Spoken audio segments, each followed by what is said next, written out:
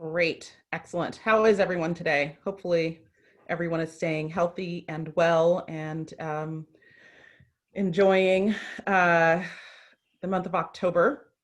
I know everyone in my house was either screaming or hooting and hollering last night around the Lakers.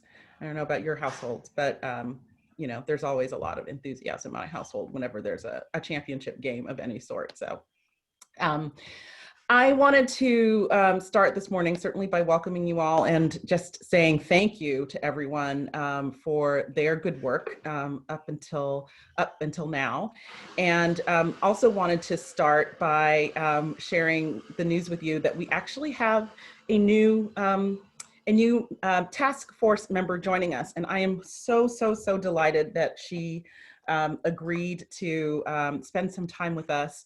Mikal Kurlander is a professor at UC Davis, and she does a lot of really meaningful and important work related to students and student equity and student achievement, and really trying to understand the ins and outs of a lot of the data related to our financial aid system, data related to student advancement and retention and completion.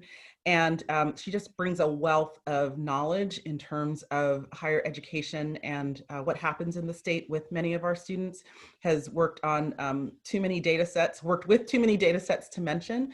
And so I just wanted to make sure that, given her remarkable expertise and her given that she's such a resource, I think, to the state, that we had her voice on the task force. So I belatedly asked her to join us, and she was very gracious and said yes. So I just wanted to say welcome to Mikal. Many of you may already know her, and I wanted to offer her just a minute or two if there's anything that she wanted to say to everyone by way of introduction.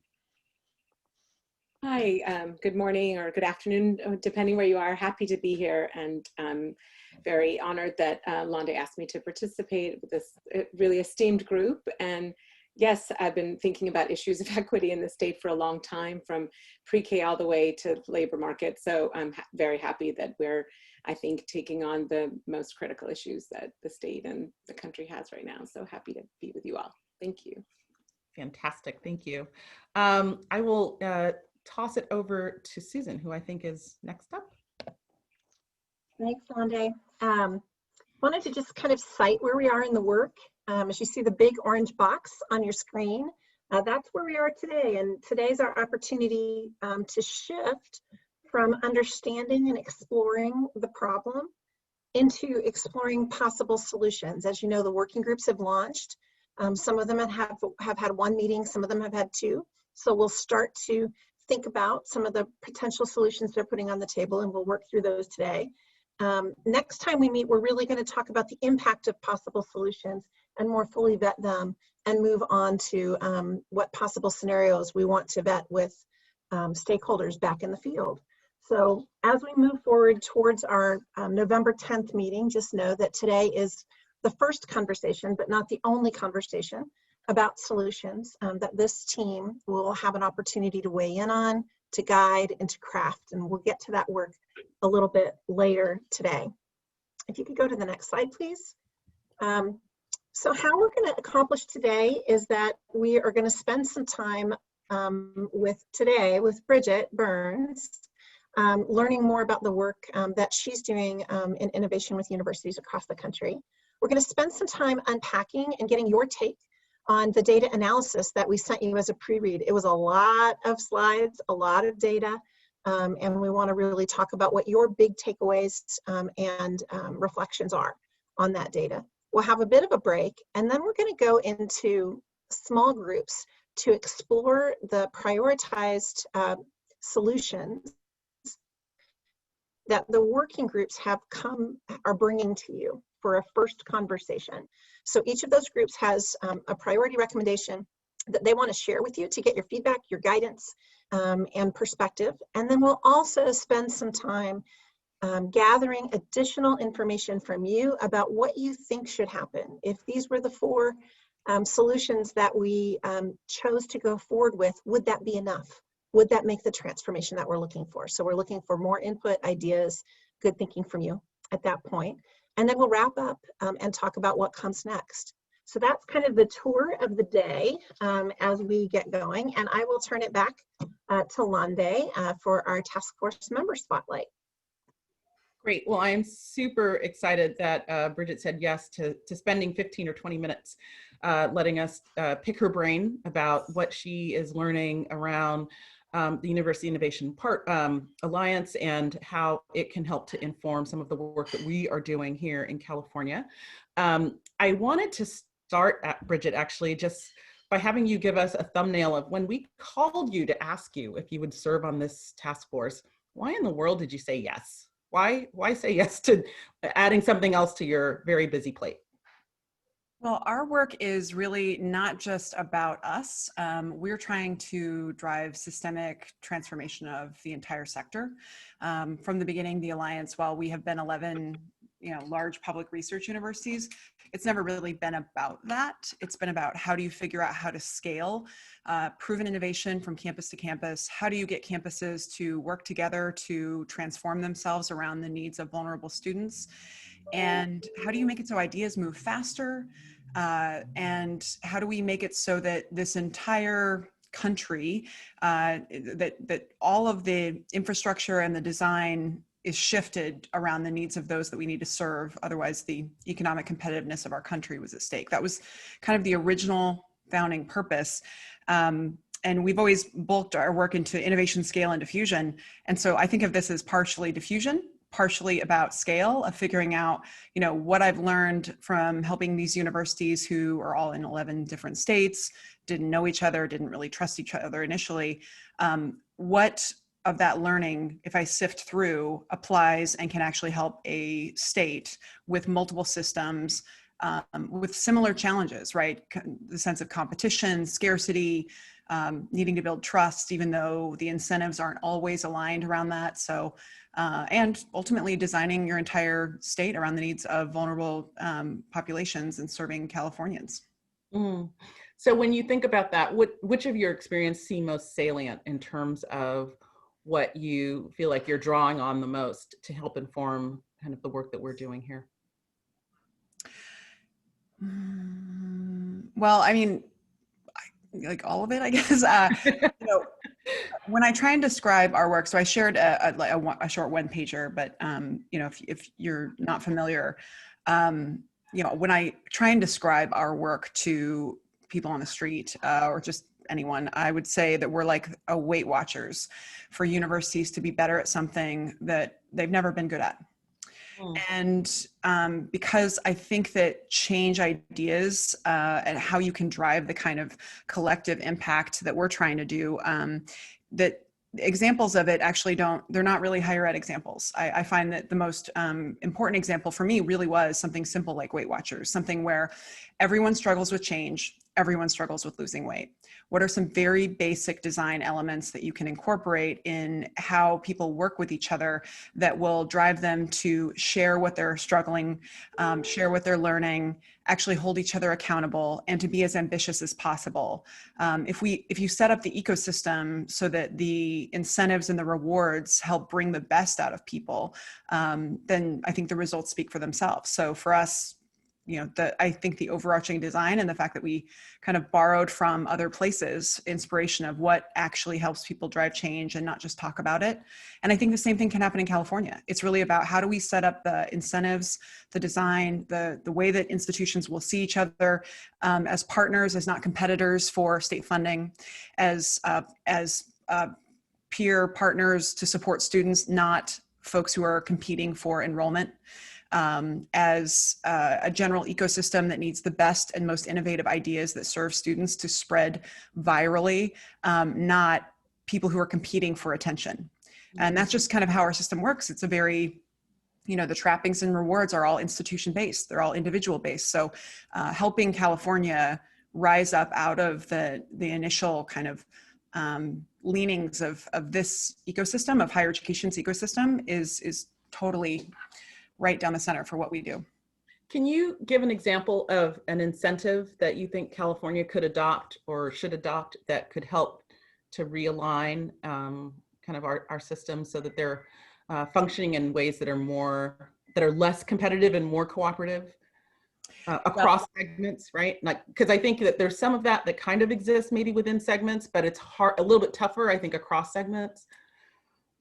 I think the idea that there are segments is in itself the problem, right? The idea that people are advocating and they feel like when they show up to the Capitol, they have an agenda, and that if they don't get, that if someone else gets what they need, that likely it means that they don't get what they need. It's the overarching palpable sense of scarcity that I perceive every time I walk into conversation. It is that we have to fight for everything we get, and that there really is a finite amount of resource, there's a finite amount of attention, of support, and that if one moves forward, then that means I'm not moving forward. I think that fear, that illusion of fear, and that story is true at universities, it's true in every state. If you can find a way to align your incentives so that people don't believe that a sector moving forward, that if the community colleges get what they need, that means that the Cal States are getting dinged, or that if the UCs are getting something, then that means like that idea right there, I would say, strikes me the most. And I see that in most states. This is normal. But I think the appetite that you have and that you've communicated from the governor to not have that, to not necessarily have this sense of winners and losers, but rather it's entirely should be designed around the student. That's probably, I think, the most relatable. That strikes me the most, because all of our work is about the fundamental understanding that all of higher education was never designed around students. Mm-hmm. And so if you can accept that reality, and you know that it was actually designed initially around the faculty because that was the intellectual capital that we needed to protect, that we have all universities, colleges, any type in the United States are all mimicking a design from elsewhere. They're mimicking, everyone thinks they're the Harvard of something. They're not. We're all trying to replicate models, and that's the reason why everyone has look at the org chart, look at the names of the offices, look at the calendar. It's all pretty much the same, and none of it has students at the center. And the example I use that is always true is look at your graduation process. At everywhere I go, if a student is ready to graduate, the university doesn't know. The student has to tell the university. And then the student has to fill out a bunch of paperwork and forms, and then they have to pay a fee. Now, if you were trying to check out at Amazon and it required that kind of work to be able to just give someone your money, you would get the very clear signal they don't want you to do that. And yet graduation's kind of supposed to be the thing we're about. So it's just all the design initially was never around the student. And so if you have an entire state, and if you have all these separate systems that are going to possibly come together and do this kind of work in concert, and if you're going to design all of your work around the student, that's where there's tremendous power, because that is a clear design principle. You can actually do that kind of work. We've seen it done.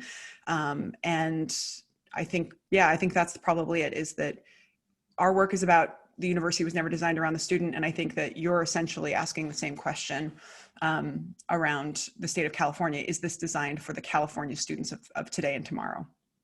So what's the right starting place for us then? Because I feel really mindful of, the state constitution that enshrines powers and different, systems, and just it's hard to think about taking on the whole structure. Like, we're not going to start from scratch. So that given that we're not starting from scratch, where's the right first toehold for us to go in terms of thinking about realigning those incentives and having much more of a shared understanding and a shared commitment to students from the outset, rather than the kind of systems that we seem to have inherited?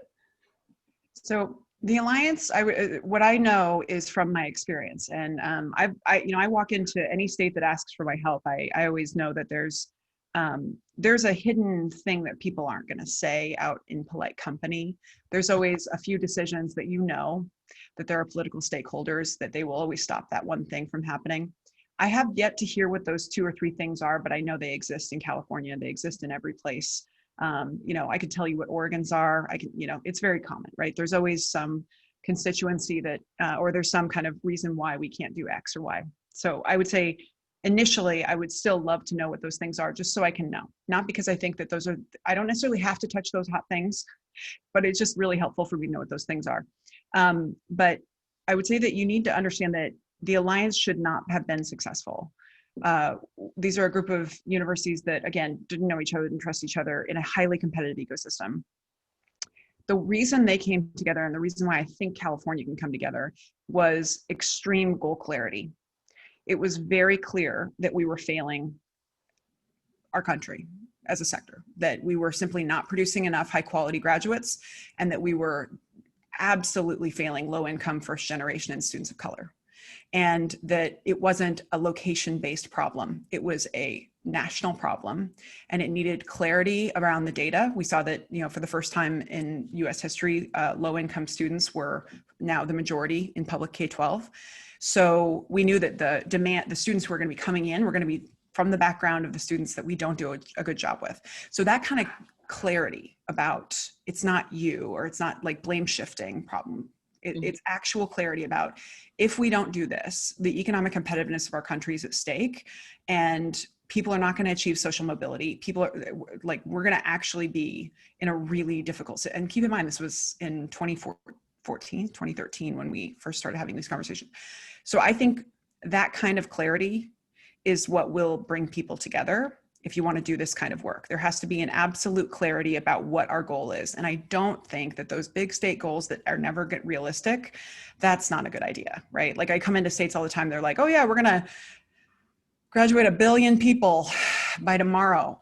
I mean, that is a goal, but it should actually be something that people believe is possible and it's compelling. And so I think the narrow clarity around the data and feeling like people can see themselves in that future. They want to live in that future. I think as clear as we can get in the state of California about exactly what the data issue is, I feel like we're sifting through each meeting. We're getting new layers, a new dimension of the problem. But what I want to know is, what is my North Star?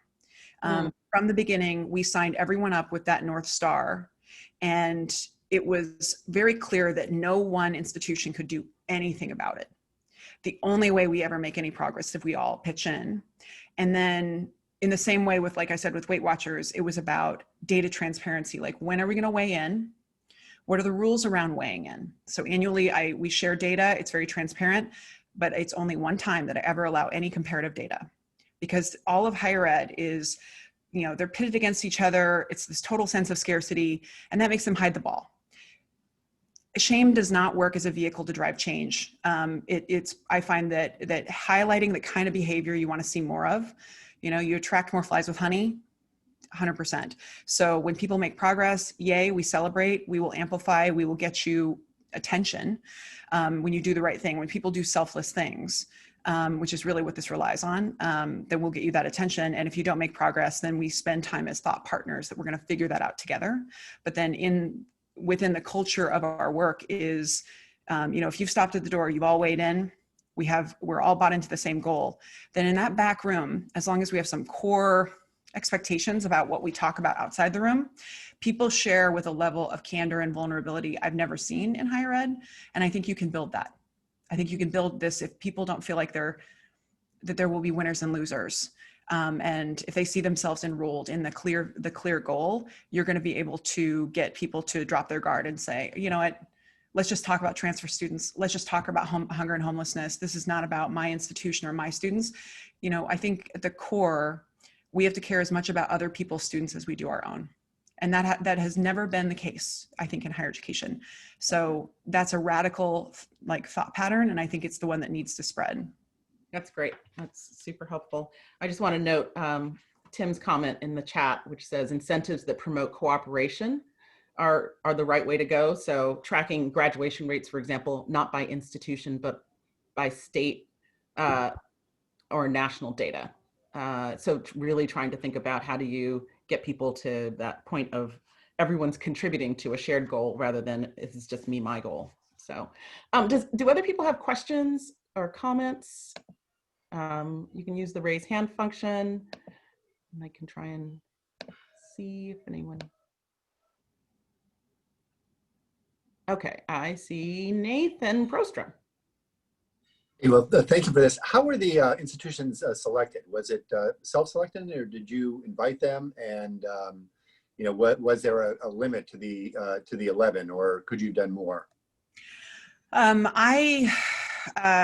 So initially it was a group that were first identified. Some of them were identified in a report that Lumina and New America did called The Next Generation Universities.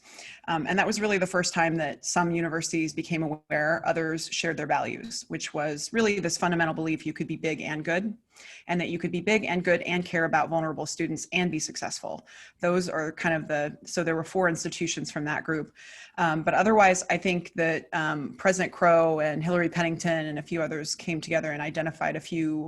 It was really, I think, about the president and the institution as well. There were 2 standouts initially, Georgia State and UC Riverside, who had both eliminated race and income as a predictor of outcome. And so I would say it's random. And I think we could have, we had to first figure out how you get universities to do this kind of behavior and whether it would actually work. This was always an experiment initially to see if you could actually get it to happen. And what people don't know, and we have not shared yet publicly, is that we are actually going to be doubling in size over the next 2 years. We have identified and invited 5 additional campuses. They found out who they are last week. They had no idea. We've been analyzing their data from afar for the past year and a half. We figure out now what we think are the characteristics of the kinds of collaborative partners that we want. And we would like to expand the types of institutions. So we're adding an HBCU and a regional public in that first cohort of 5. But yeah, I think this can go further, but I'm worried that I don't know what the line is. Yeah. I don't know. Well, no, and your goal of diffusion, I mean, it works really well with the system because we hear a lot about UC Riverside and their involvement. And so it's a way that you can have one institution and impact a much larger system. Yeah. Great. I know that Michelle Cooper had a question and then Michael Biaffe. So, hi, Bridget. I am wondering about your model and how effective it's been in terms of being replicated. So thinking about it being sort of applied within the state of California, how has it been replicated within other institutional consortia? And I think the way you speak about it, the work that you're doing is very much about systems change. It's kind of revolutionary in terms of how we think and do higher education in this country. But yeah, just really wondering, because I recognize that there are some institutions that have to deal with the context and the reality that even if they don't have a scarcity mindset, others treat them as such. And I'm speaking primarily about some HBCUs, some minority serving institutions, some community colleges. And when they may be coming at it with all intents and purposes with the same sort of systems framework, but then they bump up against the broader reality of maybe it's philanthropy, or maybe it is state policy or whatever that treats them with that scarcity mindset. How have you been able to see them navigate that and be able to replicate this model in an effective way? I would just say, I don't believe anyone has effectively replicated our model. I think that lots have tried and they have asked a few questions and then gone off and done what they were going to do. But I think I run into, one of the things that struck me is I'm about helping universities scale ideas that have been proven. And one of the things I learned was that through this process, because there has been some attempted replications, but then we consistently hear that it's actually not driving this, or they don't do data sharing, or there's not the kinds of results, or people aren't actually meeting together. I think it can be replicated. I think with some, with real intentionality. I think that the core pieces that I would always build that model around have always been missing. There are some core components of our work that I think you can look at from the outside and think you can just riff on the model, and it won't work. We've seen that. But I would definitely say that I think that it definitely could be replicated. And sorry, I'm trying to remember what your other part of your question was that I want to make sure I answer. Oh, that scale should not feel like plagiarism. There seems to be I didn't realize that was the whole thing all along, that people were that as much as I'm about, hey, take these people's ideas, run with it, that if there is not a core underlying belief in attribution, it feels terrible. And that's why people had the ball. So we've had many instances where people have tried to replicate this model without attribution. That doesn't feel great. That was a great lesson for me. Helps me be more empathetic to my campuses. But yeah, we would definitely welcome the opportunity to help other entities replicate the model, but the core pieces have always been missing. The pieces are around the values, around our fellows model, the design of how we bring people together, and the theoretical underpinning of our work. Which I would just say one of the headlines is people fairly rarely recognize that collaboration does not naturally feel good. It's extra work that you're not paid for. And the other part is that change work and driving innovation, that's often that's unpaid labor.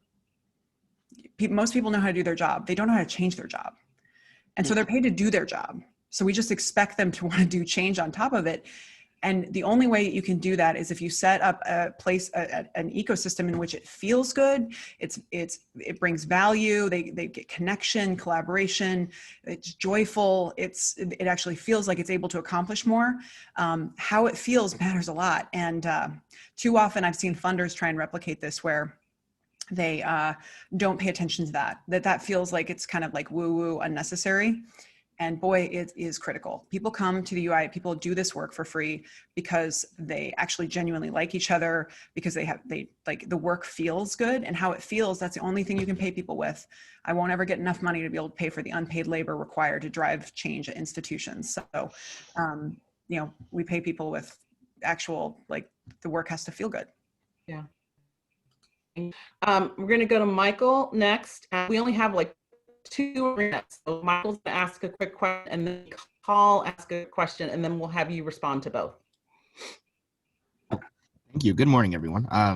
And so first I want to say thank you, Bridget, for sharing. I think that was very insightful on how universities can collaborate more.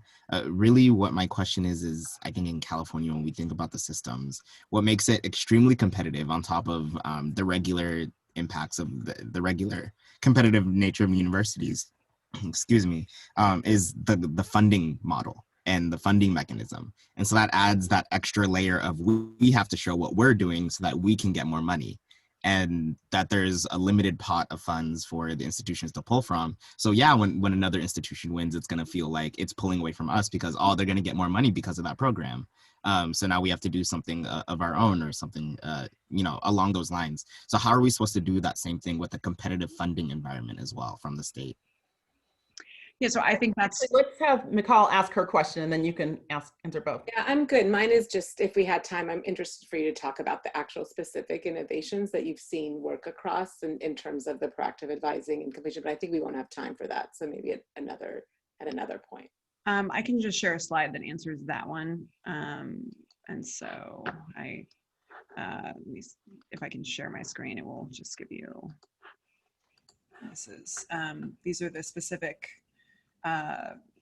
these are the actual scale projects that we've adopted that have gone from one campus to up to all 11, most of them, all of the campuses each year. And the next project area that we're working on, it either comes from the idea that we already know there's evidence that proves that we actually have a solution, or we're going to go forward and find the solution together. And we're going to figure out a change process that multiple institutions can engage in to redesign themselves to figure out along the way how they do this thing.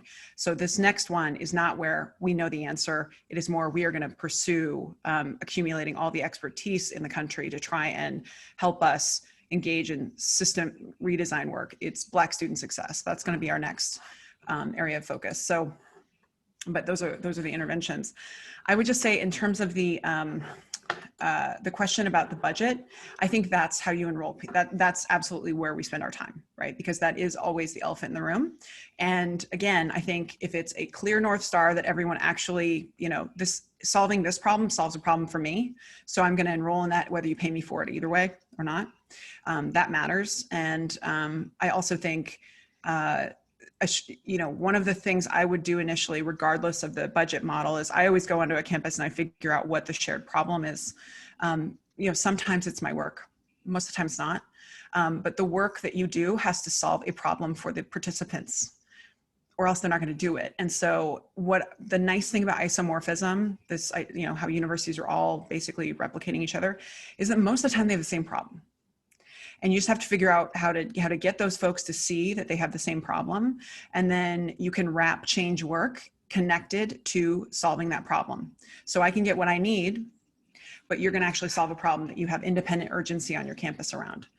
That's always the intention. But I would say that, yeah, the budget model, I've seen in some states where they try and be like, the money flows with the student.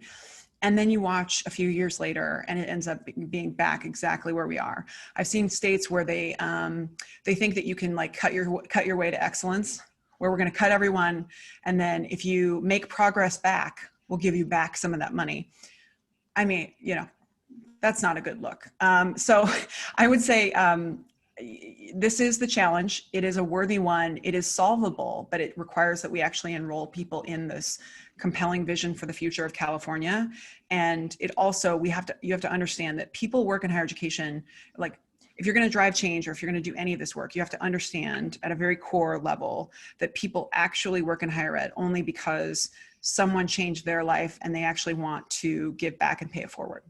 If you believe that about everyone who works in higher education, you will actually be way more successful. But there is often in a change agenda, there is this inherent like assumption of laziness, or like that people have a secret agenda, and it just makes people not want to do work with you. It makes people can smell it, they can feel it. And so that's one of the parts that you have to know is I've never met anyone who works in higher ed for any other reason. And so, you know, that's a core kind of implicit design element. And the other part I would say, if you're going to try and do change, is that we've seen people try and replicate our model. And this is kind of connected to the funding model question. One of the things I see is that they will hire consulting firms to do this kind of work. And they're easily confused about who the client is. The client is not the funder. The client is not the person in charge. The client is the lower paid administrator who's actually going to be doing the free labor necessary to get where you need to go. So if you design your work around the overburdened administrators or whoever is actually going to be like carrying the backpack of the work, it has to be designed around them. And too often it's designed around the funder or on a person or a leadership figure. And it feels great to the person up top or the funder, but it actually doesn't end up getting anywhere. So that's always been an implicit part of our design. And I think in the funding model as well, you have to, whatever you do, I believe it's a design problem always. And there's a design solution if you understand it's a design problem. And part of design is incentives and motivation and punishment, and who gets involved and how much I trust those people. So it's weird that culture it affects design. So, but if you take all those things in, you can actually design a model in which we really are willing to do the hard work necessary, and we're not going to try and protect the ball. Bridget, thank you so much for your thoughts and comments. I think they're really insightful, and it's just a really good reminder of what is possible in California, and that we often are the ones getting in our own way. So I really appreciate your reflections. I am going to hand it back to Susan. Thank you, Bridget. Thanks, Bridget, and thanks, Londe. Well, I think that this team, through some of the conversations that we've had already, is willing to go there, is willing to take apart and put some things together in ways that are student-centered and squarely looking the data in the eye. And you all have been spending some time leading up to this meeting talking about data. So I'm just going to give us a brief refresher, and then we need to get into the conversation about what did you take away from the data, what questions do you have, what does this data mean to you, and what should we be focusing our time and energy on going forward. So go ahead and let's get to the next slide. I'm not going to read these to you. You've already read them, but I am going to highlight the 10 big takeaways or themes that we heard across groups all across the state. So these are the things that we heard are true across California. Some of these we already know, and we're just confirming that, you know, COVID has exacerbated existing inequities in society and in higher ed, and heightened the bar for students to jump over in order to be successful and stay in school. The digital divide is as deep and as wide and wider than we thought it was, and it includes not just connectivity, because some places it's connectivity that's the issue, and other places it's affordable access to the appropriate bandwidth. In other places it's devices, in some places it's all three.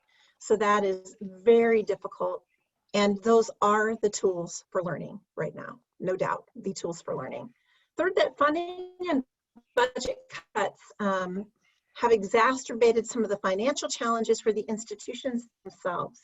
And they're having difficulty figuring out, what moves to make within their environment, giving some of the limitations. I'm just going to run through so that we can go fairly quickly and then get into the conversation. So go ahead and flip slides. We also know that the connection between higher education and the workforce needs to be strengthened in a way that makes sure that the certificates and the degrees are of value in the workplace with the work that exists, that the careers and the learning are tightly woven together, not just so that they're meaningful programs, but also so that there can be meaningful public-private partnerships to support students along the way. And that higher ed systems and institutions feel as though there are some system-related policies that tie their hands in terms of some of the changes or flexibility they need in order to get to equity. So we can explore that more deeply. And then also that the value proposition for students is shifting. The experience of online in the springtime, some of the experience over the summer and into the early fall, as we've been talking to students, they're beginning to ask themselves, should I be paying for this experience when some students who are experiencing asynchronous online learning are saying things to us like, I feel like I'm teaching myself. Is it worth my time and my money and the sacrifice? If this is the case, should I wait it out? Should I change my institution? Should I go at all? Next slide, please. There was a lot of discussion around California needing a statewide data system for many of the reasons that Bridget just highlighted, so that you could look at the throughput for all students, diagnose system challenges, figure out how the systems could work more seamlessly together on behalf of students, and not lose students in the middle of it all. And the impact of racial injustice is real, it exists, and if it's not dealt with, it's likely to get worse. This was a very significant and loud plea from stakeholders and students to really pay attention and make some equity-based change to go forward to advance the state of California.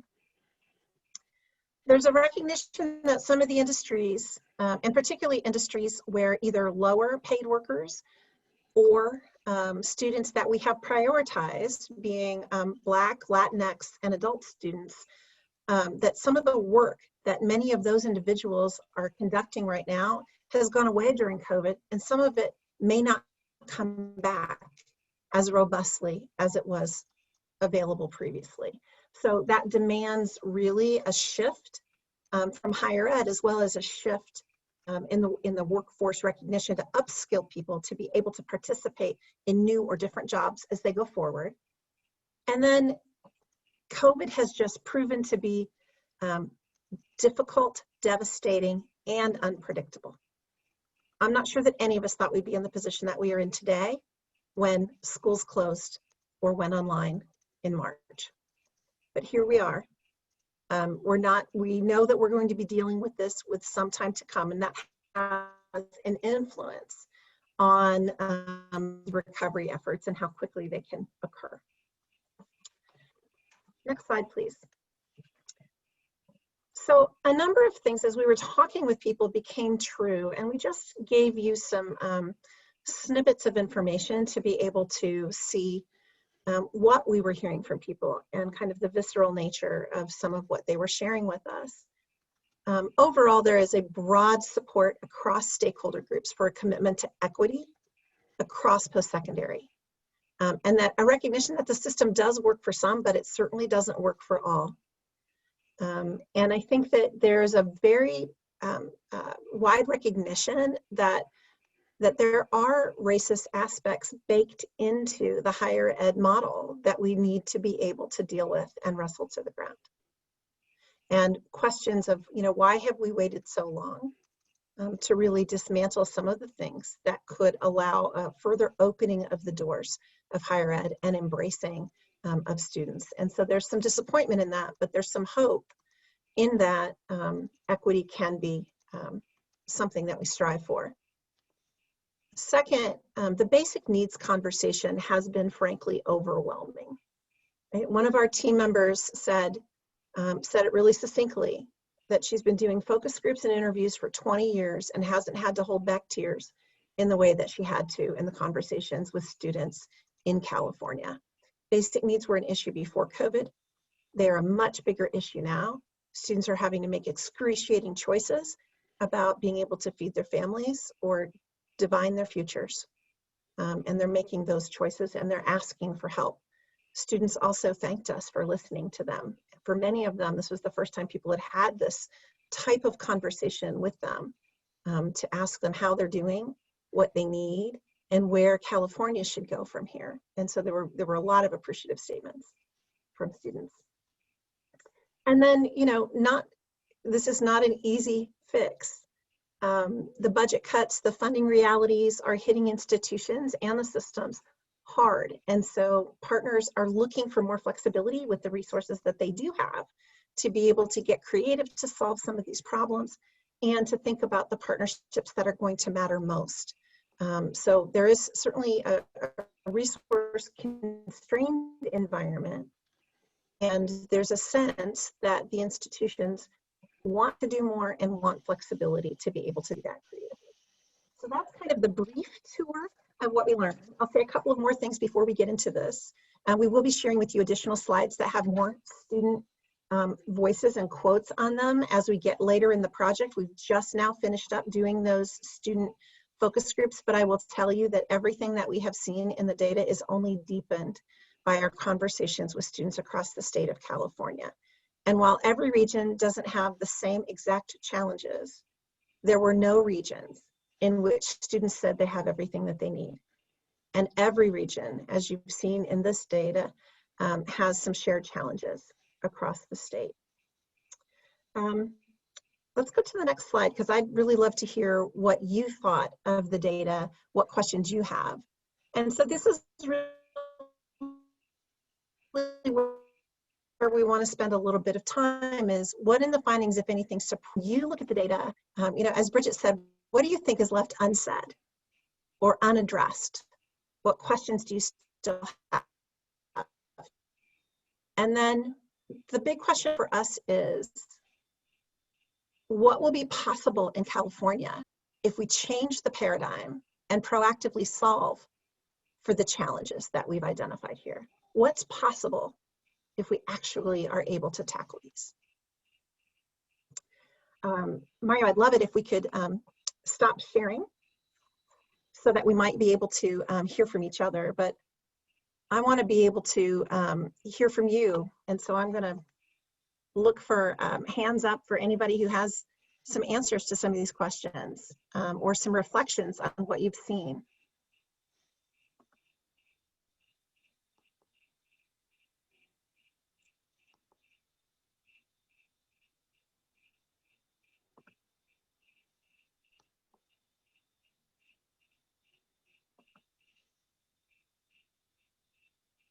I know this group isn't shy. Tim, what are your reflections on what you see, or what strikes you? Yeah, let me draw a connection between what Bridget was just sharing with us and some of the insights. One of the highlights, commonalities, is a wish for a statewide data system. What that enables, as far as what Bridget was talking about, are things like, rather than only looking at the success of an individual institution because of the number of students it graduates, instead having the main metric being whether the student graduates from any institution in the state of California, in which case you very cheaply incentivize cooperation among campuses. If, you know, my student at a Cal State campus counts as much as a graduate if they go on to Riverside and graduate as if they stay at our institution and graduate, then that promotes cooperation. Reverse transfer is cognate, but also entirely dependent on good statewide data, which says if a student goes off to another institution and completes the requirements for the degree they started at my institution, then they can get the actual degree conferred. from my institution. These things are, very much in practice in a number of states. I don't know how much saturation they have in California, but when you think about what Bridget was talking about, creating an environment where people have incentives to collaborate and cooperate across institutions and across sectors, those are really inexpensive ways of doing so once the data system is in place. Thanks. And Haley, did you have something you wanted to chime in with? Hi there. Yeah, I did. I was being too polite using the Zoom hand raise function as that's a mistake I often make. I'll just unmute in the future. First, I wanted to say I really appreciate you sharing the updated data with us, and the basic needs information is not surprising, but it is really depressing, to be blunt. And there's a nuance I wanted to add just based off of my basic needs work with UC students. I think our institutions often fail to acknowledge that our students are members of families, and I use that word broadly to incorporate a lot of different structures, but a lot of our solutions that we propose for basic needs issues only focus on the student, so a food pantry that students can access, or emergency housing that the student can live in. But I was recently working with a student who was living in a car with their family. They were offered emergency housing as an individual, and they were told they weren't allowed to have their family with them in the temporary housing. And I think the student ultimately said, I'm not interested in the service. I think it's going to be really important for us to think through ways, how can our institutions of higher education be more reflective of the fact that yes, we serve students, but those students are also embedded in communities and families that we shouldn't ignore. Thank you. Thank you. And for those of you who love Google Docs, we've also put a link to a Google document in the chat for you to add additional thoughts that you may have, so that we can make sure to collect anything that you want us to know and to think about. I would just offer that for me, when I looked at the data, it's great. I hear the comments about wanting to see this everywhere. I agree. I think the question I want to ask is, why is this clear kind of a dashboard in a sense of the data for this state? Where should it be housed? Whose job would it be in this alternate future to make sure at all times that we have a sense of what we're weighing in on, what we're working toward, and like how we're doing? So I would say, number one, the fact that you had to do all this work shows me that we have that's a design issue. And then I think, I see a lot of states that have 100 different metrics they want to move on, and so they move on none. The question really is about order of pain. And I think obviously the issues around food insecurity, homelessness, just the general challenges that we're experiencing, I think during COVID in particular, you're seeing, yes, that's obviously makes the urgency. But we can focus on those as an educational sector and not end up achieving any improvement in any of these other outcomes if we don't lay out a path, like we're going to do this one first, and then we're going to go to this one, and then this one, and this one. Like that's going to be what's necessary. And who's going to hold the compass, the dashboard? I mean, that's what I think about from a systems perspective. Is you have a couple groups of separate systems. You had to patch all this data together. There's your solution. I think obviously we want to be in a future state where that's not the case, and that we're all very clear. That's our North Star. Here's when we weigh in. Here's how we know if we're doing well. And the next thing we're going to move on is this thing. So Bridget, just to be clear, that requires not just the statewide data system and a place where it's housed and a place where it's discussed and weighed in on, but it also requires some joint goal setting around what is it exactly we're going to achieve and how close are we to getting there, and some markers along the way or benchmarks for how we're making progress on the moves that we believe are going to result in reaching the goal, right? I don't make an assumption about the design answer. I just think we know what the design, that there are some clear things missing. I'm not suggesting that you create like a super board. You don't need another layer. I think it's more about getting all the different heads in one room that control a different part of the plate, getting them to figure out, okay, so we're going to put together our joint presentation at this time of year. This is not about jockeying for position. This is not about competing. This is actually about, we are responsible for the report card for the state of California, so that policymakers can make smart choices and that we can all know whether we're pulling our weight or not. Great, thank you. Michelle or Millie, would you like to give voice to what you put in the chat? And I agree very much with what's being said. There are a couple of things I was thinking. We are talking about benchmarks and systemic change, but there has to be some accountability measures. We have to hold people accountable for the work that we have agreed upon collectively that we're going to get done. I think the other thing that, as I read the materials and thought about the students, sometimes we in higher ed need to do a better job in explaining to students the higher ed system and not always say, well, because the UC is the UC, we must go to UC, without thinking about programs, without thinking about their lives, how it fits into it. And it's something that I've seen when I was my 12 years in California. Thanks, Lily. Yeah, and all I would say, you know, I certainly agree with everything that's been said. I support data systems. I support accountability benchmarks. But I want to just make sure we don't overlook the conversation about money. And I just think that, you know, we tend to believe in this mentality of doing more with less, or we make it work. And we live in a country where we have been sort of conditioned to think that, you know, we just take what we're given and we accept that. And, you know, to Bridget's point earlier, you know, some even fight over that, but there is money for things that we prioritize. And I think we should use this as an opportunity to make sure we let people know that if you really do care about all these things that you want to see as outcomes for the state, ensuring that there's a viable and vital higher ed infrastructure is going to be critical to getting it there. So you can't scrape by the way we have with budget cuts and piecemeal funding and some for this and some for that and cuts here and cuts there and think that we're going to reach this North Star for all of these other big priorities. And we should not be afraid to tell that story. I think we often then assume the language of scarcity. We often talk about budget cuts as if it's a reality, as if that should be how we, you know, go through our lives and go through our work. And I just think we've got to stop that if we want to see something different. So I really was saying all of this, I think, to your last point about what's an overall paradigm shift. Like, we've got to stop thinking in that same scarcity mindset when it comes to money and really hold people accountable to funding the things that they say are important. Great.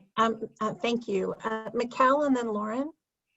Yeah, I just wanted to add to Tim and Bridget's point around the sort of opportunity for collaboration across campuses, and that I think we have actually, I'm curious Bridget's take on this, and Tim's too, but we actually, because of some of our shared kind of policy implementation efforts, that the idea, there's so much sort of institutional barriers that could be further uncovered in California in a system that actually is transparent across institutions in a way that sort of, Tim was arguing, well, sort of the success of another campus is my success too. And part of it is being able to not just track students and all the places they go, but also track the sort of amazing, the existing policies that we have already been pushing across the state towards improved equity and completion. And without greater transparency to see how that is progressing, you know, it's difficult. So even before even new innovations, I would say we have a long way to understand the need for data systems to understand whether the innovations we've currently put in place are actually meeting the kind of results that we expect. Thanks. Absolutely. Lauren? You said Lauren, right? Yes. Yes.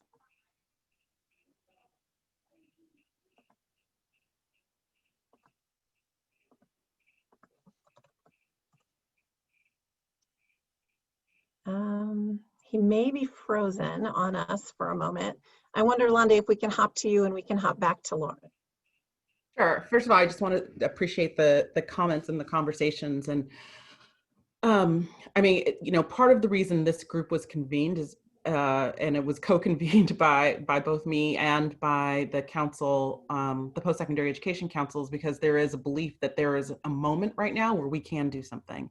And I think there is a shared commitment on their part to do something. And I know that there is a commitment also on the governor's part to do something. So I just wanted to put that out there. I agree with you, Michelle, that the funding issues are real. In terms of wanting to allocate, you know, resources and show by virtue of our budget what our priorities are. And I also am mindful of just the current state of the California state budget, where we had a $54 billion deficit last year, which means if we want to do things differently, it means actually being clear, as Bridget said, about what the priorities are that we want, things that we want to do, and not having 5 million of them, but actually having 1 or 2 or 3 really important high level priorities, and also being clear about what we're not going to do anymore. And I think that higher education is universally poor at stopping doing things that they have always done. And so, and that's a very, very hard conversation, I think, to have in our segments, in our colleges, and in our universities about what do we not need to be doing anymore that could actually free up some resources so that we can allocate resources to our priorities. So I just want to put that on the table, because I do think that there is a lot of interest and enthusiasm to really try to do something. And there's a reason why this task force is happening in this moment, because we think that this moment actually provides an opening to do things that we have never done before. And at the same time, we are not going to be flush in resources. And so we are going to have to think about how do we then come up with a really clear and discrete set of priorities so that we are really aligning our resources behind those things that are most important to us. Keith, I don't think Lauren's back yet. Can we hear from you? I think No, he's back. He's back. He's back, Susan. Yeah, I right, apologize for that. I've been having technology issues like none other lately, so my apologies. I wanted to actually weigh in on the workforce side, but before I do that, I want to make sure and underscore the point of, you know, how not only proud, but how fortunate I think that we are in terms of a lot of the transparent conversations that already occur between CSU and the community colleges and the University of California. So there's a lot of opportunities that we already have in place for conversation, for candid conversation about what's working and what's not working as it relates to transfer students, as it relates to standardized testing. The list just goes on. And so I don't want us to walk away thinking that we are not already in regular conversation about critical issues that affect students in particular, that those conversations are in place and they will continue to be in place. With respect to workforce, I'm sure that you all remember that the Public Policy Institute of California had made it clear prior to COVID-19 that there would be a need for 1.1 million more baccalaureate degree holders in order to fill the state's workforce needs. And while a lot of us were doing some planning around that, it really served as a great incentive for students, especially our first generation students who sees this as an escalator for social mobility and in recognizing where the opportunities will lie once they would graduate. Now, with some of the data that you've provided that shows certainly industry leaders believing that some of those jobs will not be available any longer, I'm wondering the merit of which, either in partnership with PPIC or others, might we get a better sense of what the workforce needs will look like in 2030. Certainly they're going to be adjusted in some kind of way, and there's likely to be some shifting from perhaps one area, professional area, to another. But it would be, I think, great to have a better sense of what those changes are going to look like, because I know that our students not only were looking very carefully at the data that were already available to us by PPIC and others in terms of where the jobs would be in 2030, but certainly I think that now they would benefit even more, recognizing the impact of this pandemic, and we're using as a motivation to make sure that you stay focused on your college degree, because now more than ever, this degree will be of great value to you. Absolutely, absolutely.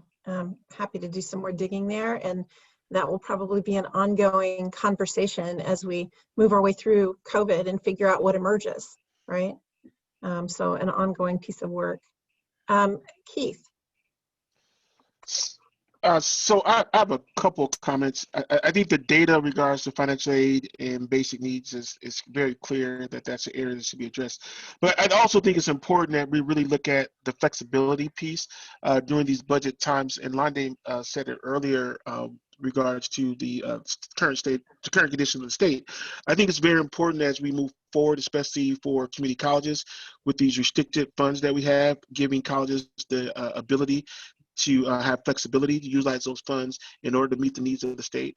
And also, I think, so having flexibility is critical for colleges, but also I think leadership matters in this conversation, because once you start cutting budgets, once you start utilizing categorical dollars to do stuff, you have faculty unions, you have different people who are going to be upset about it. And so you're going to have strong leaders who are going to be pushed out because they're trying to move their institutions or organizations forward. But if they're not doing certain things that people want on their campuses, then there's going to be some issues there, especially leaders of color. So I totally agree, leadership. I totally agree with accountability. But how are you going to protect people in leadership positions who have to make these tough decisions within these organizations who are trying to move those organizations forward? Because that's going to be an issue, especially during these times. Thank you. Michael, and then I'm going to focus us back on one more question because we have just a couple of minutes left. Thank you. You know, when I was reading some of this data, I think something that jumped out to me, kind of on the lines of what Dr. Blanchard was mentioning with the workforce, was that in a lot of the regions, the most growing, I think it's, fastest growing occupations don't require higher education. I think it was the Bay Area was the only one where the fastest growing occupations, the majority of them required post high school degree. And you look at areas like I think it was Imperial Valley that only had one. Sorry about that. Only have one of the occupations that is going to need a degree of some sort. And so I'm sitting here and I'm wondering how our economy is kind of going in this direction where the fastest growing occupations don't require higher education. And all of those, and you can see how regionally, I mean, LA also was second to the Bay Area in terms of needs more education. But if you're looking at the economy, it doesn't look like higher education is necessary. So I was kind of battling with that and looking at, okay, we want to make sure that we are better serving students in these regions, that they're better prepared for a workforce that doesn't look like they're going to have as many opportunities for them in their area. So I'm wondering if we know, I don't know, just how the economy is growing. I guess maybe a deeper dive into that data, and whether, you know, maybe there's more opportunity than what it looks like, or I don't know, because that's just kind of what I was looking at, and how regions like the Inland Empire and San Joaquin Valley and Imperial don't really have many opportunities post higher education.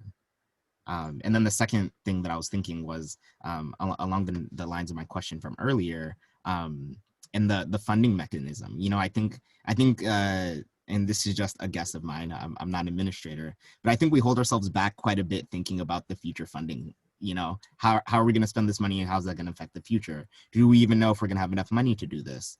And so I always found that a sustainable funding model is going to be really important for institutions moving forward, so that they can know what resources are going to be there in the future, at least know that there's going to be some sort of baseline, and do a little less holding back on what support is able to be provided.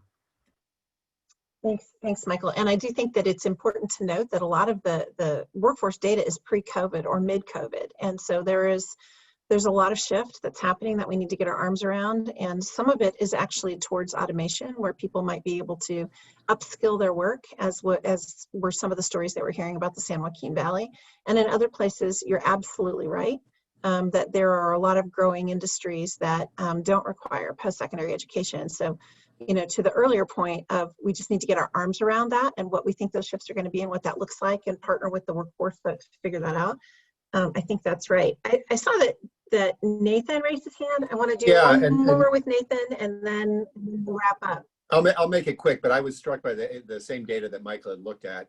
I think one thing that we should be clear on, though, is that that data actually highlights a lot of the disparities that already exist. So, Michael, I was struck by, if you look at statewide, we have a lot of needs for healthcare professionals, physicians assistants, and others that require a BA or a master's, but those jobs are not there in the San Joaquin Valley or the Inland Empire and the Imperial Valley, because they're healthcare deserts.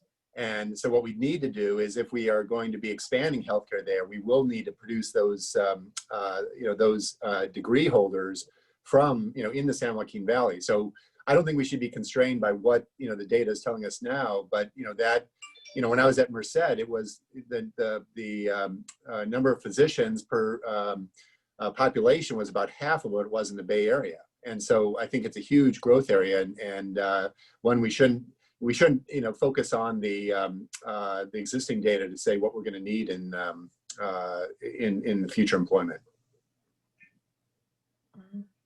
Thank you. We've come to the end of our time of the data discussion. The one thought I want to leave you with as we move to a break is, if we tackle these issues, what then becomes possible for California to do? So when we return from the break, we will break into groups and get ready to look at some of the potential solutions the work groups have been mulling over and putting forward and seeking your input on them. So as we have in our last couple of meetings, we want you to take a break, stretch your legs, get a cup of coffee, meet us back here at 1/4 after the hour. As you leave, just mute and stop your video. You don't need to disengage fully. We'll see you at 1/4 after.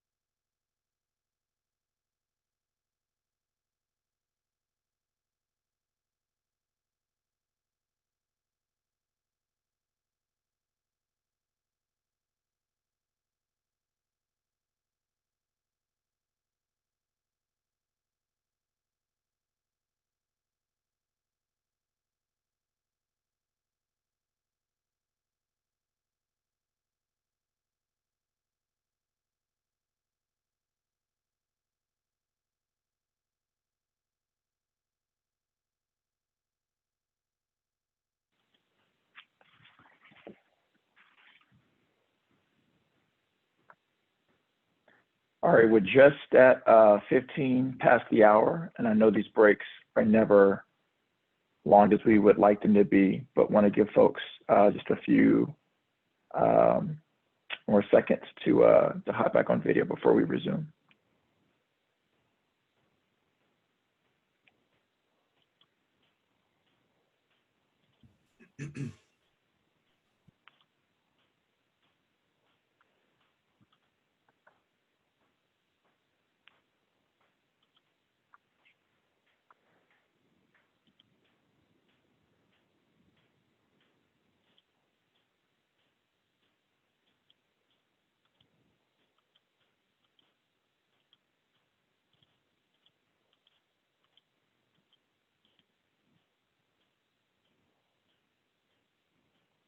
All righty, thanks everyone. We'll just give folks just a few more seconds to hop back on, but we can start to transition to our afternoon discussion. So thank you, Mario. The bulk of this afternoon we want to spend discussing the ideas that are emerging out of our working groups.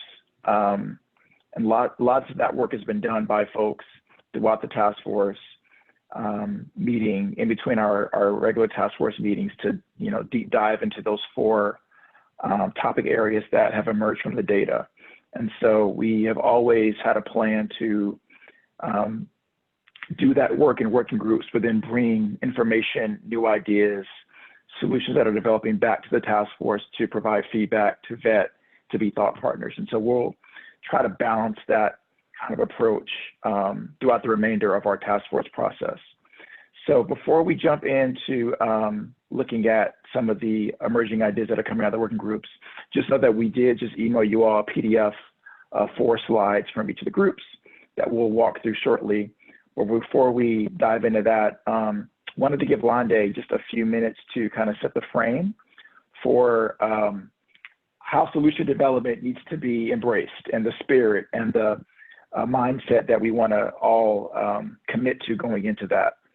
So Mario, if you could advance to the next slide, and Lande will talk us through just a couple slides before we go into reviewing of the solution ideas. Lande, over to you.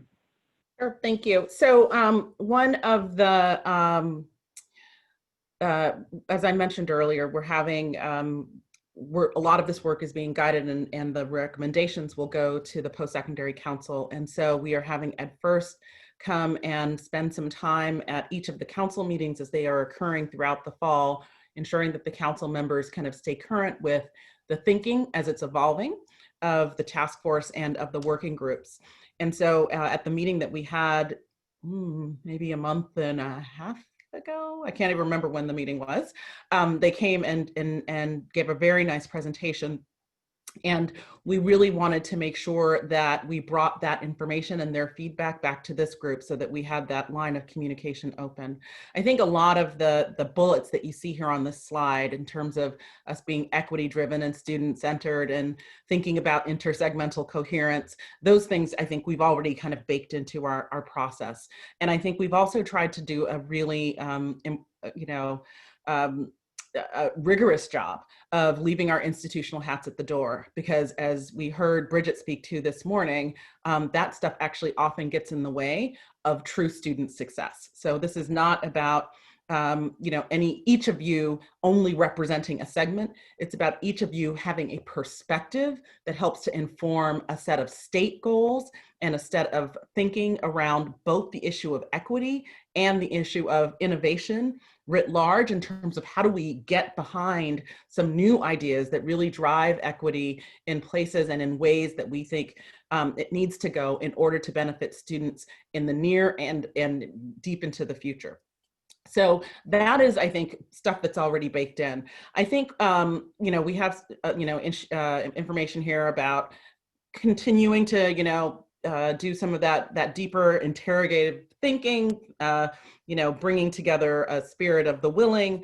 But really what was important to me that we took away from the last council meeting is they said, in order for them to be able to act on our recommendations, we have to come up with a few really big picture, high profile, if you will, recommendations that I describe as moonshots.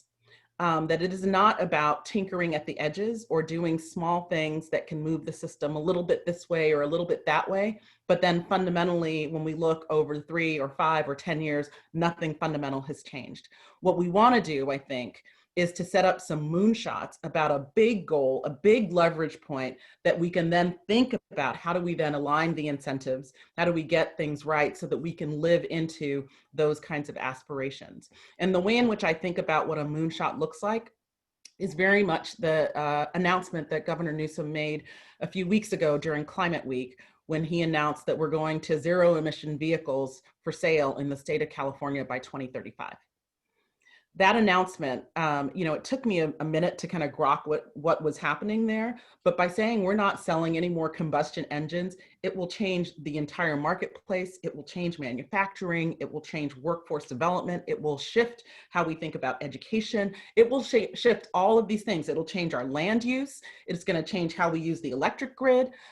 There are so many things by putting out that one big moonshot that have to fall into place, that we can then begin to discern what the smaller sets of decisions need to be in order to get us to that big goal. And so that is how I think about the work here, that I'd like for us to be able to articulate 1 or 2 or 3 moonshots for how we need to shift fundamentally what higher education looks like in a very equity anchored way, so that we can then think about what are all of the smaller sets of decisions, all of the other kinds of incentives that then need to be realigned to get to that moonshot.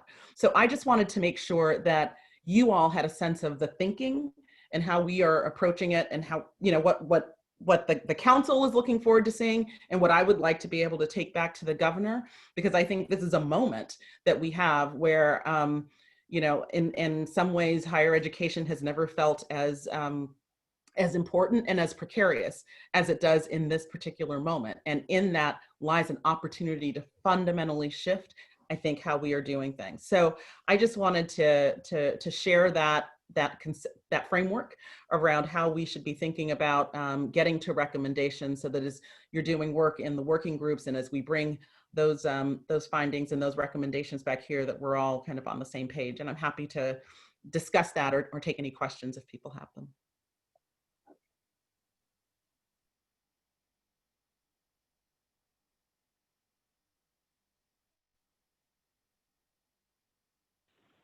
And Londa, you're going to just give a quick voiceover about, like what this redesigned system is aiming to look like, and what the potential is if we get this right. Yes. So there were 4 kind of key components that we have begun to articulate, I think, collectively about what this new system looks like.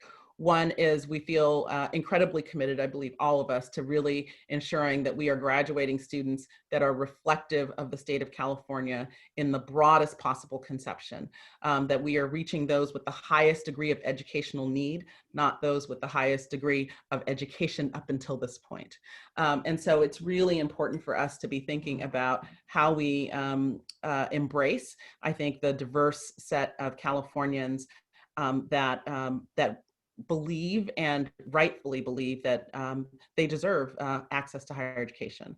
Second is that we remember constantly that there is no single way that students need to approach education, that there need to be flexible pathways, flexible entry points for folks to be able to pursue a degree or a credential, and that anything that we offer folks through higher education is of high quality, that it is personally meaningful, and that it also is appropriate for them, and that we may have some ideas that can help to inform what is appropriate, but we don't make that choice. Obviously, we want to prioritize completion for those who oftentimes have the poorest completion rates. That is Black and Latinx students, many adult students, many Southeast Asian students. And we want to make sure that we are adapting our systems to their needs, and rather than the other way around.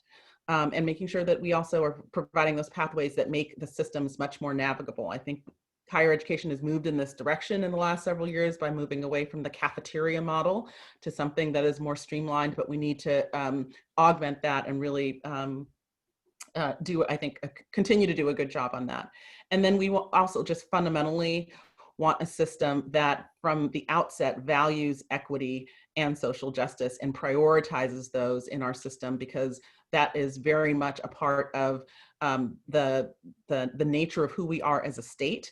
When you look at the demographics, it's very much a part of our thinking about who is who the state belongs to, and it is part of the commitment that we have. Certainly, I think the governor's call for a California for all is a part of that commitment, but it is a part of the commitment that each of us individually and our institutions have, that helps us to know that we are actually doing the job that we think we are doing. So those are kind of the four tenets of the system that we've been thinking about. Thanks, Londe. Really appreciate that framing. So now we really, looks like Nathan, do you have a quick comment or question? Just one comment on those 4 points that Londe had raised. I also think it's really, really important that a redesigned system actually not only graduates students that reflect the population, but that the system itself, especially faculty, starts to reflect the population of California. I don't think we're going to get to any of these until we start to promote and cultivate a more diverse faculty that really reflects the students that we're educating. I would totally agree with that, and I really appreciate you raising that, Nathan. And I think we also have to think about how do we do that in ways that are timely? Because I oftentimes hear about, well, we can grow our own. I know, the pipeline, yeah. And I don't think we can rely on the pipeline to get there, because that's a 20, 30-year strategy. And we need I agree with you. Yeah. A 5-year strategy. We need a 10-year strategy. Not that we don't need a 20-year strategy, but a 20-year strategy, I think, is too far afield. And, I was really thinking this morning about something that Bridget said, and I'll just take a moment, when she said, we need to celebrate the progress that people have made. And I was like, why does that not feel comfortable to me? And I think in part it's because my background is as somewhat of an advocate. And so I recognize the need to sometimes agitate and to set really bold, ambitious goals and to keep the pressure on, because otherwise, without a certain amount of pressure, people don't feel compelled to change or to act. And yet I do recognize exactly what she was saying, is that, you do sometimes get more something with honey, whatever that, expression is. So I think, part of the work that we need to do is to be able to hold that tension between wanting to set audacious goals, wanting to have some near-in goals and things that are achievable, but also to push our systems, because the systems tend to revert to a place of homeostasis, right? They aren't aggressive on their own. They tend to revert to the mean, and we are really trying to get our systems to go beyond that. So I think the question becomes, how do we do that, and what's the right strategy? Terrific. It looks like Gabby had a quick comment as well.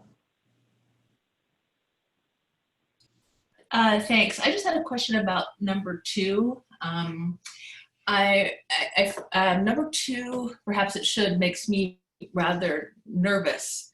And so far that I know all of us as teachers find ourselves in a moment where the student doesn't know what the student needs in order to be able to achieve what they want, because they don't know what they don't know.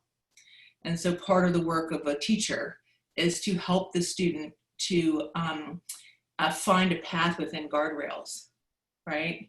And one of the things that can really get in the way of completion, and this seems in some tension with some of the predictive analytics work, that if students don't know the path that they are supposed to take, then they don't know when they're off it. So having paths that are too flexible can be an inherent negative in moving towards completion. And I think it also can have the perhaps unintended effect of 2 things. One, it means that students can choose a path that is too narrow, and they really shut themselves out of a lot of what higher education can give. And 2, their career of choice may change 6 times between graduation and the time they retire. So we don't want students to be in the position of multiply retraining either.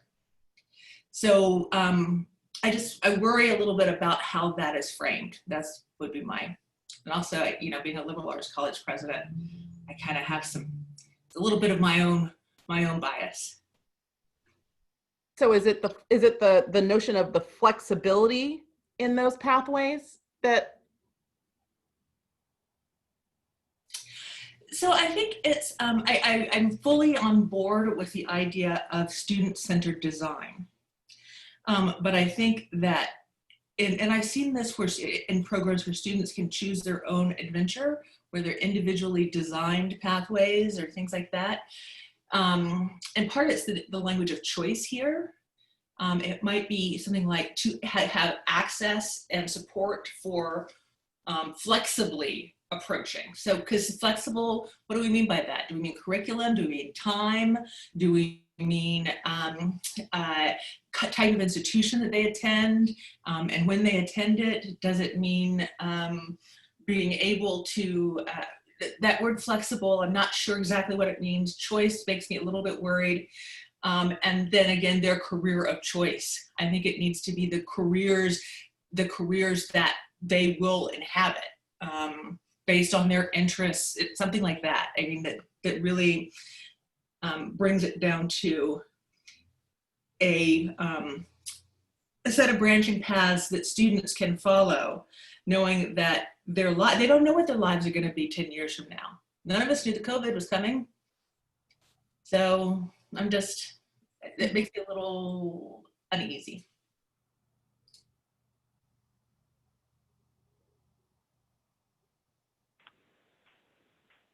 I hear that. I appreciate it. I think we can certainly, I mean, I'd love to hear from others, and maybe there's some comments you all want to put in the chat if you have thoughts about this. I think part of, and I should probably let Carl or Susan speak to this as well, but I think part of the idea is that I think we acknowledge that there need to be pathways. Sometimes those pathways can be so rigid that if a student can't make the next step, then they stop out altogether. And so I think the question is, how do we find enough flexibility so that students don't feel that if they are on a pathway and there's something that goes wrong or something's going to take them off track, then it's easier to just stop than to figure out that there might be another way to correct. And so I think that was the intention, rather than, you know, the world is your oyster, you don't know what you're going to do, but you're going to come here and spend 7 years exploring. That was not the idea. So I'll let Susan speak to it. Yeah, I mean, I think that we can amend the language here, because I'm hearing your intent, Gabby, that there have to be pathways that lead somewhere efficiently, effectively, and students aren't going to know what those are, and they're not going to know if they're on or off track. We have to provide them with a sampling of choices that can get them to a destination that matters, right? So we can work on that language. I think that the on-ramp and the off-ramps, that notion of different circumstances in my life pulling me off track, we have to think through, what does that mean, and how do we make sure that the on-ramps are easy, right? That we can do those things that allow them to help them persist, and that they don't get kind of pushed off track because the institutions haven't necessarily done all of their work to lay out the various pathways that exist. And I see, Bridget, you're going to chime in as well. And just, Gabby, what I appreciate is that, like, these finer points are important because we don't want to be moving forward under different assumptions, but also this is, we will have the time to tighten up language. And so I think we definitely are agreeing with you in terms of the supports that students need to make those smart decisions, while still embracing the flexibility that's needed, so that it's not just flexible options, but it's flexible pathways that do lay out for them a stepped approach towards how you go from where you are to where you want to be. So I think we are definitely like-minded in that regard. And Bridget, want to let you chime in before we move on to our solution discussion. So I like where these are going, and I just think that we should just keep moving. In terms of be ambitious, push. You're right. You have the core idea. We definitely tighten up language, get it where you need to. I just want to flag that my observation from the outside, looking at your transfer whole situation is that in the state of California, transfer is possible. Like, how sad is that? Possible, right? What you want is a system that actually is designed for maximizing the outcomes in the lives of the people who participate, and that it's actually not something that we can like tolerate you being a transfer student, because the vast majority of students are coming in with multiple college credits from multiple institutions, even as coming out of high school. So the system is not, it's not that it should just like tolerate transfer. It actually has to be something that you maximize and you make it so that it's a seamless and positive experience. Like, I was a transfer student and it was like wandering in the woods with a choose your own adventure map. And, you know, I graduated with 50 extra credits that I didn't need and $50,000 in student loans, right? So don't do that. I also think that, you know, as we think about transfer, when a student comes in and we're trying to figure out like, how do we guide them? That muscle, that skill set that we're needing to use, that's the skill set that we need in COVID. It's helping people pivot, helping people figure out, you used to do X, let me sift through here and figure out what skills make sense and what pieces you're missing. That's not career services folks, by the way. They don't have that skill. And they need to. That's actually going to be one of the things that has to be augmented in this new reality, is that helping people, like alumni are now a core student population that you used to think of as potential, like, you know, new students, because people have lost everything. I think just leaning into that concept of whatever you do around supporting transfer to be seamless, effectively designed so that it's a positive experience and all of that. I think you're going to be touching on the barrier, on the need to help people who've COVID has eviscerated what they do, and they now have to figure out a completely new reality and come up with a compelling vision for their own future. And then, you know, that connects hopefully with this economy that we envision in the future of California, sustainable, vibrant, thriving, and benefits everyone. So I think you're on the right path. Thanks for that, Bridget. Really appreciate it. This is just the right kind of conversation we want to be having leading into our next discussion. So Mari, if you could just transition to the next slide.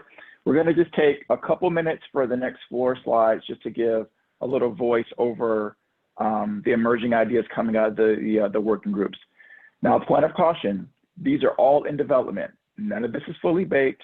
All the different working groups are working on different schedules and have met at different levels of intensity and have had different opportunities to chime in. So while all the work that's been taking place has been really good, it is still a work in progress.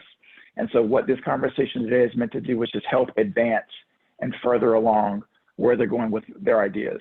So we'll take a couple minutes for each of the solution ideas that are emerging, and then we're going to break out into breakout groups around each of these 4 emerging idea areas. There will be someone from each working group in their respective groups breakout to kind of help with additional details and insights. But we wanted to make sure that you all were spread out to give feedback and input across all the different areas. So our apologies if you were hoping to be on your group's breakout. We need your good thinking to help some of the other groups advance their thinking. So we'll quickly tackle these and then transition. So I'll start off with the adult learners group. The early idea here has been around course delivery, flexibility, pathways, and access. And so the 2 kind of big, bold ideas that are emerging so far are, the first is around just expanding credit earning options and really making sure that for adult learners, the post-secondary delivery model for education, you know, deeply and in a real way tries to have the integration of their life experiences and their workforce education built into the delivery model. So this is just acknowledging that, like, adult learners are managing a ton and have done a ton, and how can we meet them where they are and give them credit for not only the things that they've done, but the things they're currently doing. If you're a working parent, you are managing budgets and psychology and time management. How can you get credit for that? If you have life experience that you've come in when you've worked in the past in different industries or sectors, how can you get credit for that work experience and make sure that it propels and enhances and leverages you towards your pathway? So that's the first idea as part of the solution set. And the second is the working group acknowledged that traditional pathway students that sometimes are fresh out of high school are offered lots of wraparound services and supports, from meal plans to housing to healthcare. Why can't we have that same set of wraparound support for adult learners in their respective life situations? So whether that is with, childcare, the things that they're trying to juggle in their day-to-day life, there's no reason why a non-traditional path student shouldn't have the same types of level of support that's comprehensive and that meets them where they are to help alleviate those burdens and remove the barriers that sometimes get in the way of persistence and completion. So that's a couple of big ideas coming out of adult learners, and we'll love your feedback as we dig into that in the breakouts. Next slide, Mario. And then for the intersegmental collaboration group, the early conversations have really lived around dual admissions, degree pathways, and stable revenue. And you'll notice in that top field that the need statement that's listed there is framed around the institutions that are serving high populations of Black and Latinx students. And we know that's a little bit different. Like, most of the need statements have historically been framed around the student need. And while we do know that that student need is really important, this working group understands that there must be some incentives and some win-wins for institutions to embrace a willingness to collaborate and to step outside what they've normally done.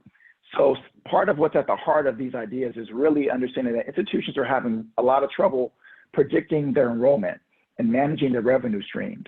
So if we can equip them with some data, some tools, and some processes that help them do that better as they serve students better, then that could be a win-win that helps with adoption and the implementation of these ideas.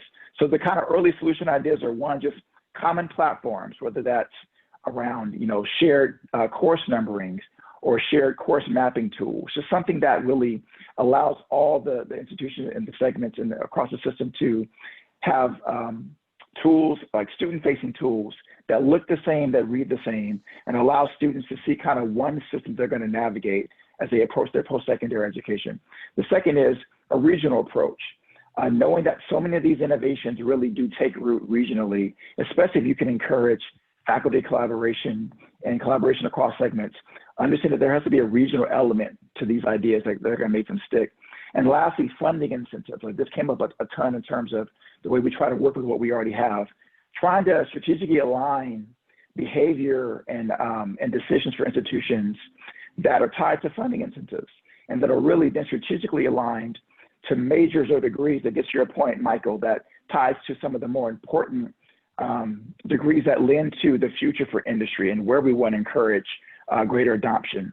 So trying to really marry the idea around what dual admissions or degree pathways can be to meeting institutions where they are to try to help them stabilize their revenues, but then encourage that collaboration that does make it easier for students as they try to navigate the higher education process.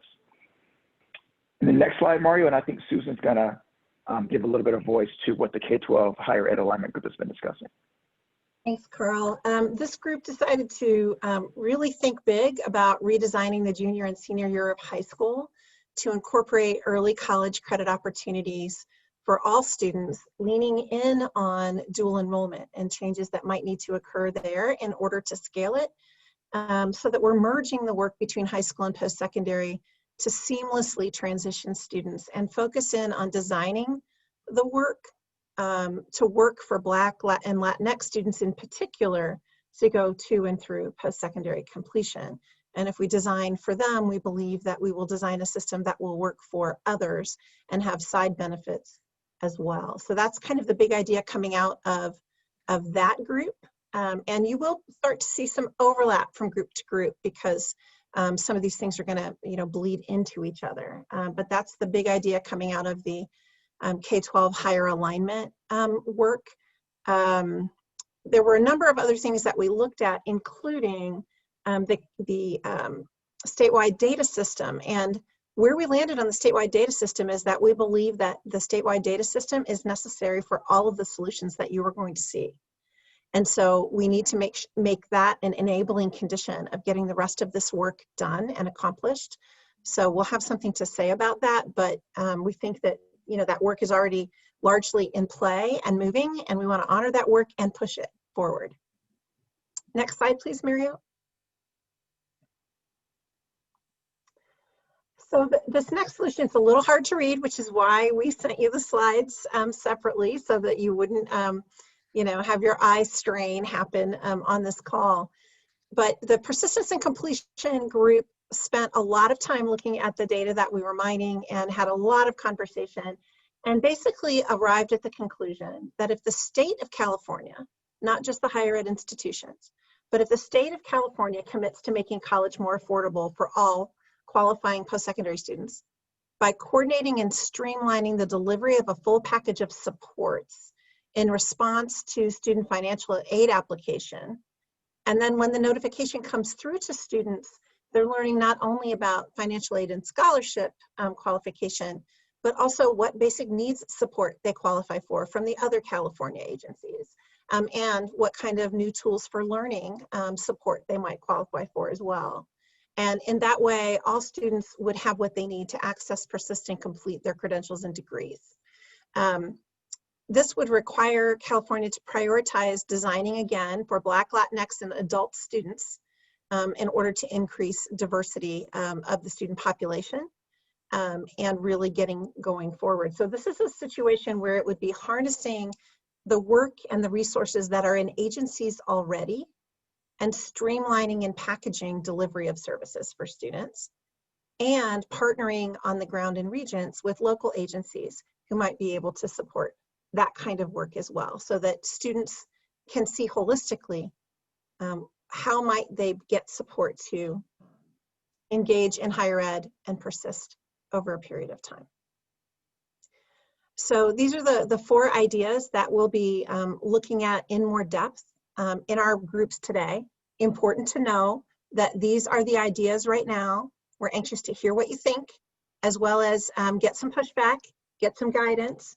And after this, we will have an opportunity for you to put additional ideas on the table, and we'll ask some additional provocative questions of you. So this is the first exercise, but it won't be the last one today. Carl? Thanks, Susan.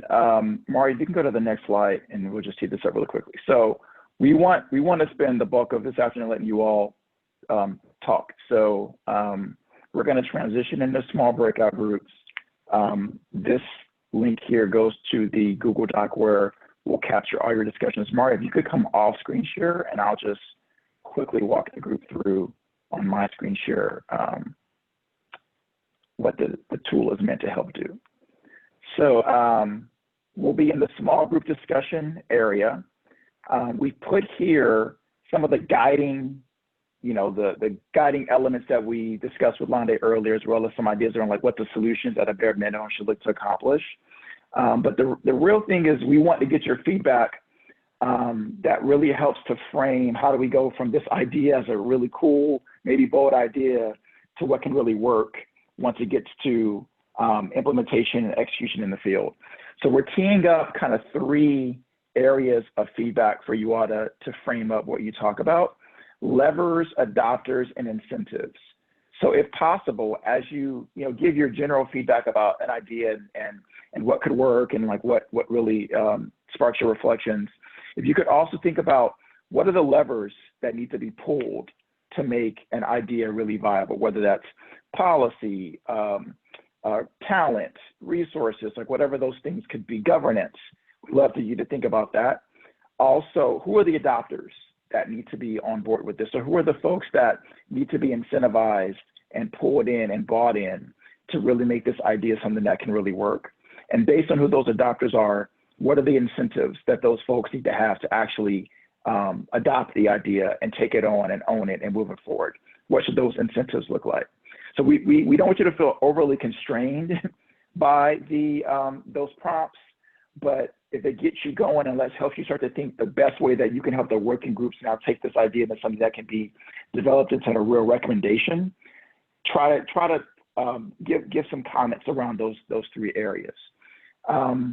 We will have roughly, let's see, we're at just about 50 on 10 of the hour. We want to try to come back by around 1/2 the next hour. Amanda, that's a flag to you, because we want to give you all enough time to chat and comment, but then we want to come back and say, based on what you heard, is this enough? Like, do we have enough on the table that's going to really help us recover with equity. So we want to save some space for you to kind of come back as a group and comment on that. So we'll break out now for the next, I don't know, 40 minutes or so, and then come back for another 20 minutes for open group discussion. Any questions about what we're going to do next before we break out?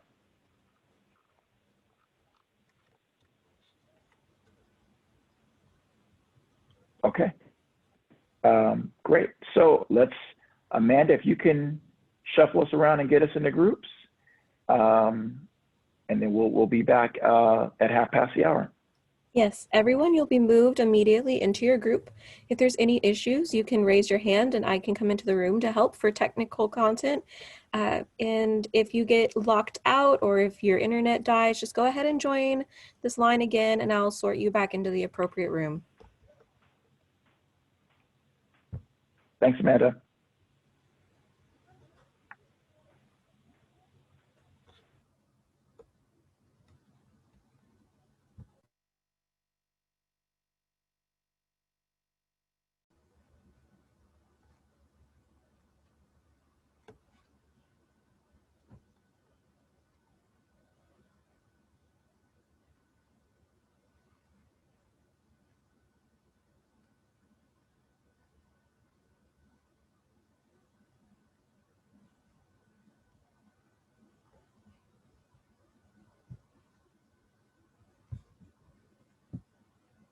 All of that is A-okay to share.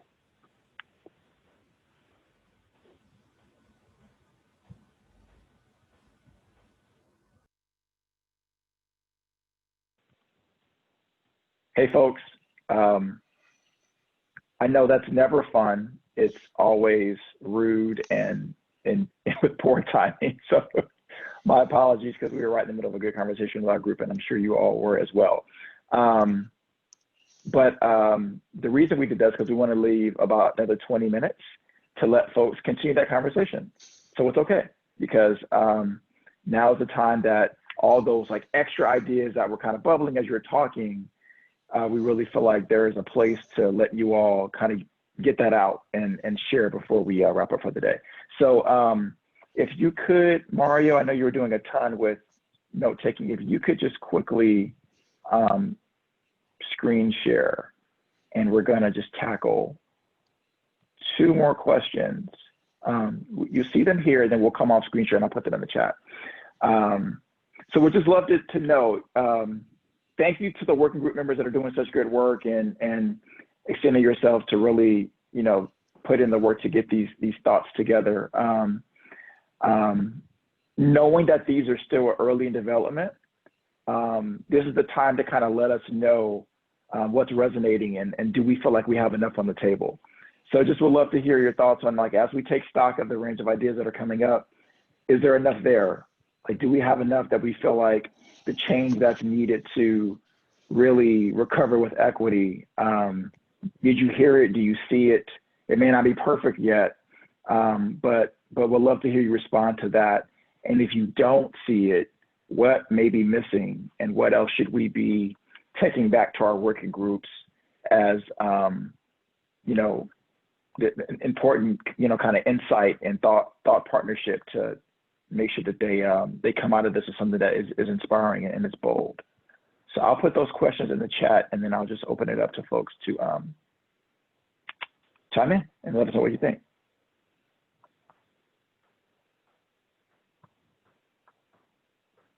And by the way, you don't have to raise your hand. You could just share out. What I saw from the dual enrollment group was really strong. There were the 3 of us who were, 4 of us who were talking about it, or I can't count, sorry, 5 of us. I think we generated a lot of additional ideas that matched with it, but I think there was real enthusiasm amongst us that this could be, as a potential to be transformative if it's done in the right way, an equity focused way.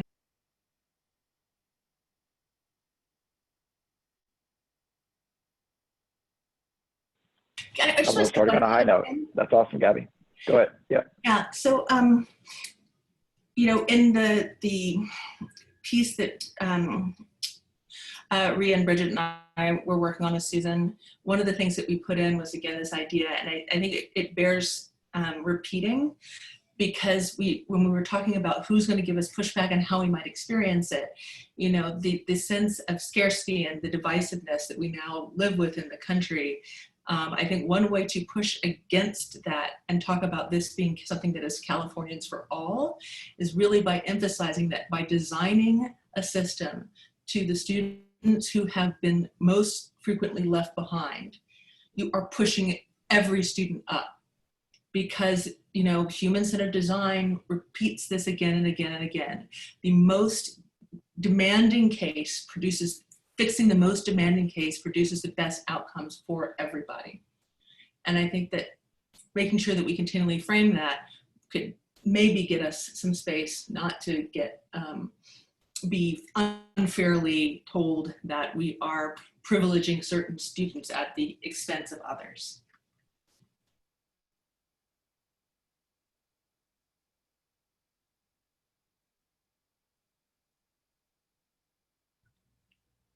If I could just add to what Gabby said, I think it really has to be underscored that we need to also talk about the economic value of educating everybody in California, the paying of taxes, the having people to be employed in your businesses, to help your communities. And some of these campuses are really lifting the communities, and that the campus is the social and economic and cultural hub, and continue to voice that. We in higher ed have been terrible in talking about the benefits and advantages of higher education for all and how it benefits everybody. I will never forget a demographer that said if everybody was working, you would have all that money in Social Security. You know, so that I remember was the talk of the town at that conference. But I don't think we do a really good job talking about that.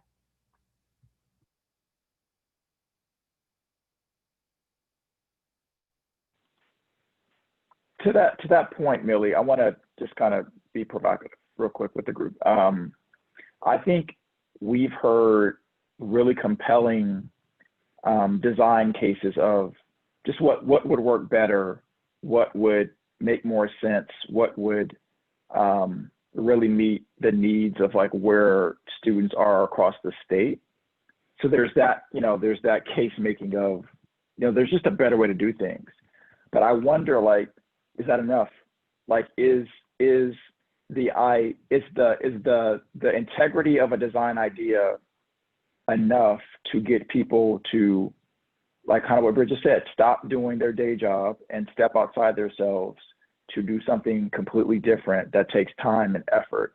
So I wonder, and I'm going to just kind of, you know, bring this to what our group talked about. Like Judy made a good, you know, had a good suggestion about like using data to kind of almost have be a reality check of like where the sector is moving, like what the student profile really looks like, and it's growing. And if you are a institution that is under enrolled, you have an incentive to now go after those students because it's part of your viability, your sustainability. Like that just was compelling to me because it's like beyond the case of the design, it's like from a viability standpoint, they're incentivized to change what they do. Questions came up about, you know, faculty buy-in and making sure that their leadership is a part of this and working with unions. Like, I would just love to hear you all, beyond the merits of the design integrity, what else, like what's the reality check that needs to be communicated so that people that are still living in a rapidly outdated reality understand that if you don't adapt and shift and change and embrace these things, the things you're holding on so tightly to are going to slip away from you right underneath your nose. I just would love to hear you all, just what are your thoughts about that?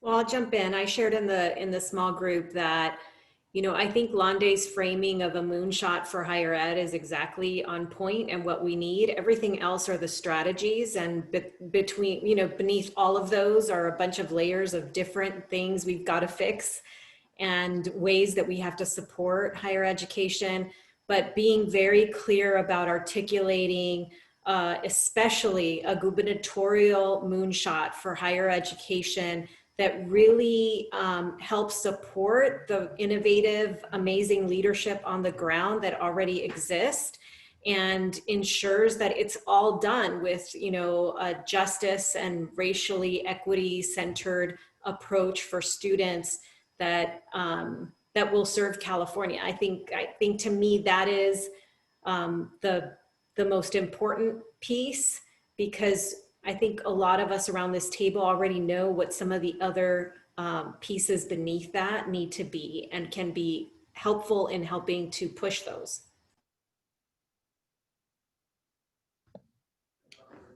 I was just going to add, in our group, there were a couple of things that I thought were really important lessons to keep in mind as we were thinking about intersegmental coordination.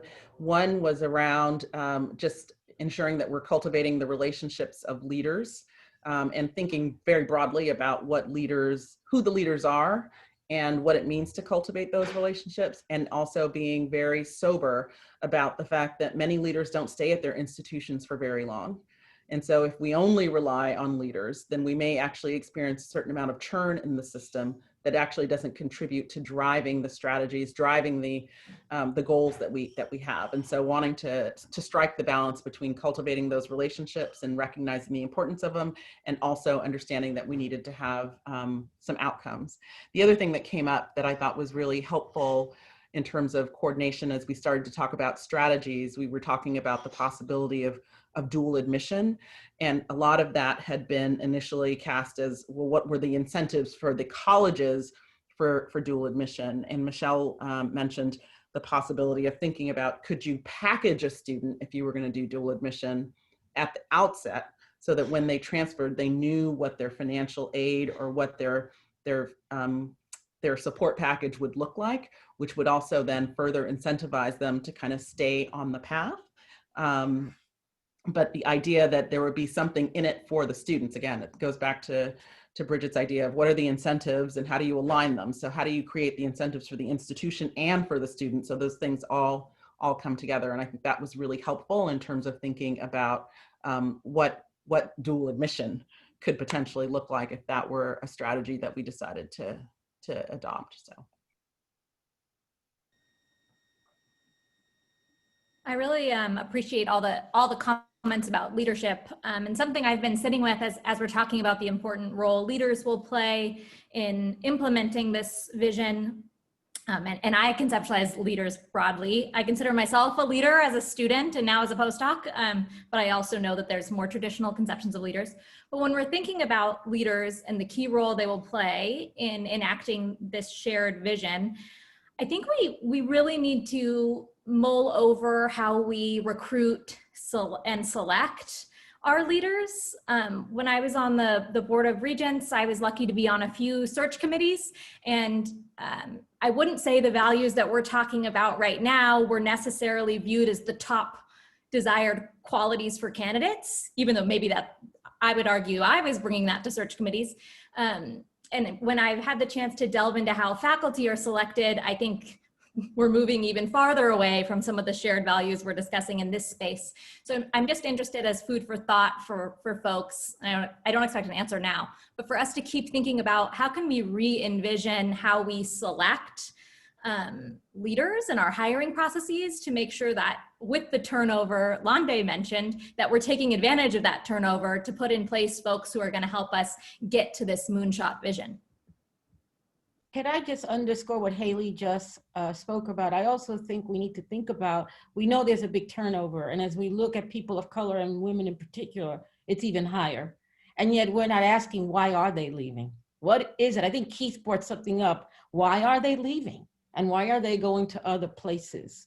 And so there's some underlying things going on there that if you really start to get the truth from some of these leaders of color that I'm speaking to a lot these days, there's a lot going on our campuses. They're not getting the support when they have to make the changes that we are talking about to make those changes and move the campuses forward.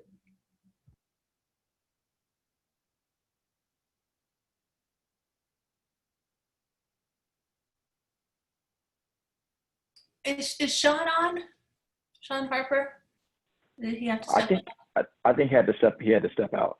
Well, then Because he I'll was in a channel group. Sean for a minute. You know, he's been at USC with the Center for Race and Equity. He's been putting together alliances to think about leadership and to think about leadership that is equity minded, and how to train a pipeline of individuals from whatever ethnic or racial background or whatever other identity components of themselves are prepared to do the work.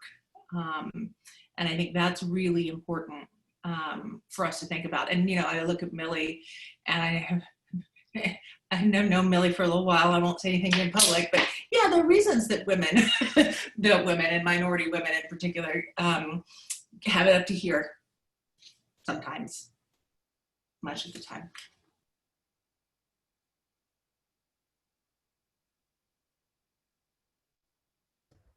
When I think about kind of our moonshot, I'm also thinking about prior moonshots that might have happened in higher education that were that made a big difference, and to sometimes question the ground that we're walking on. And so I've often, especially recently, been thinking about the master plan and the possible faults that might have happened in the master plan, and how we have an opportunity to take another look. And the legislature every few years will come out with a new report, and it'll highlight all the issues, and then it'll come out and everybody will talk about them for a little bit, and they'll almost never get addressed. Or come up with little piecemeal plans. But I'm thinking about, you know, the funding formula and the way that our institutions receive money. I brought that up a few times.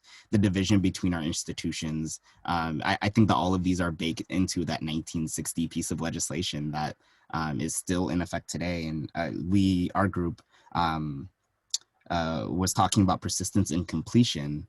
And we were talking about, you know, the possibility of one-stop advising. You don't need, you know, your 5 to 6 advisors on campus that will tell you each a different piece of information, and how you can go to one person who might be able to point you to all the resources, not only on campus that might be able to support you throughout your journey, but also local, state, federal resources in a way in which the student cannot necessarily discern all the division and all the differences that are happening between where the sport comes from. All they know is that it's coming from the university. And I think that some of these divisions are so baked into what we consider to be California's higher education system that maybe we need to take another look at some of the older foundations that we're standing on right now.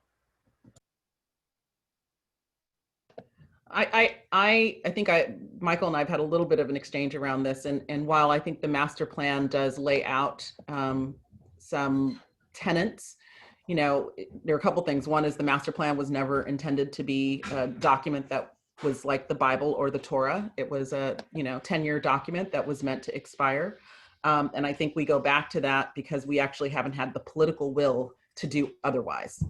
And so I would much rather see us think about what are the strategies and the activities that we need to actually adopt and employ and put into place than go through a whole master planning process, which makes people feel good, but then at the end of the day only results in the same outcomes or in the same kind of insights that we've always had, and doesn't actually get people to the point of actually putting their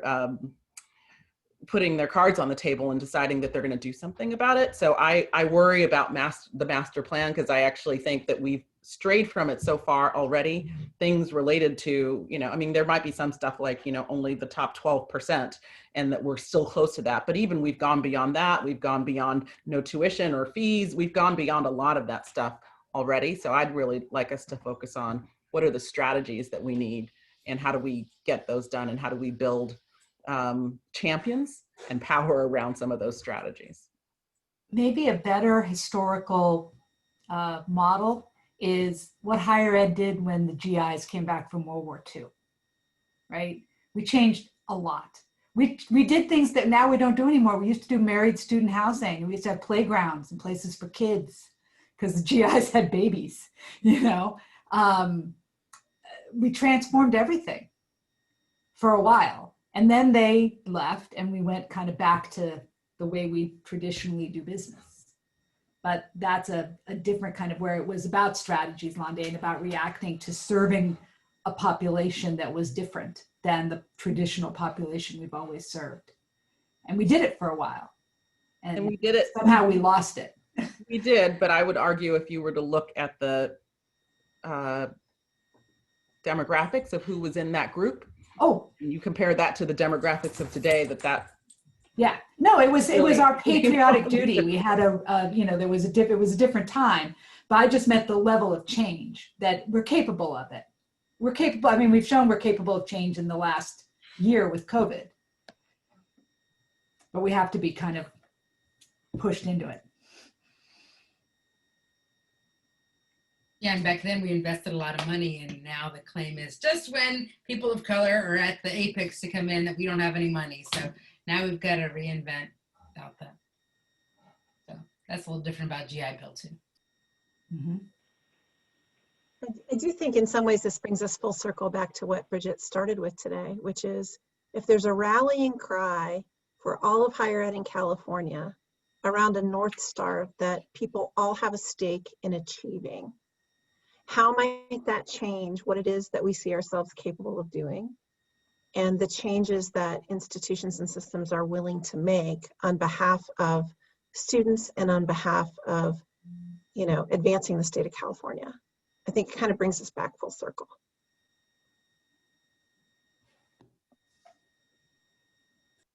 I was just going to add to Carl's original question that I think that, and our group talked a little bit about this, but that the sort of, if we know that the impacts of this pandemic are disproportionately felt on particular communities, then our solutions have the devil's going to be in the details on how to ensure that whatever we propose, whether it's dual enrollment or otherwise, is in fact targeting and has a very explicit way in which equity is at the heart of the solution. And some of the solutions to Carl's original question, I think, have that more explicitly, and others, I think, less so.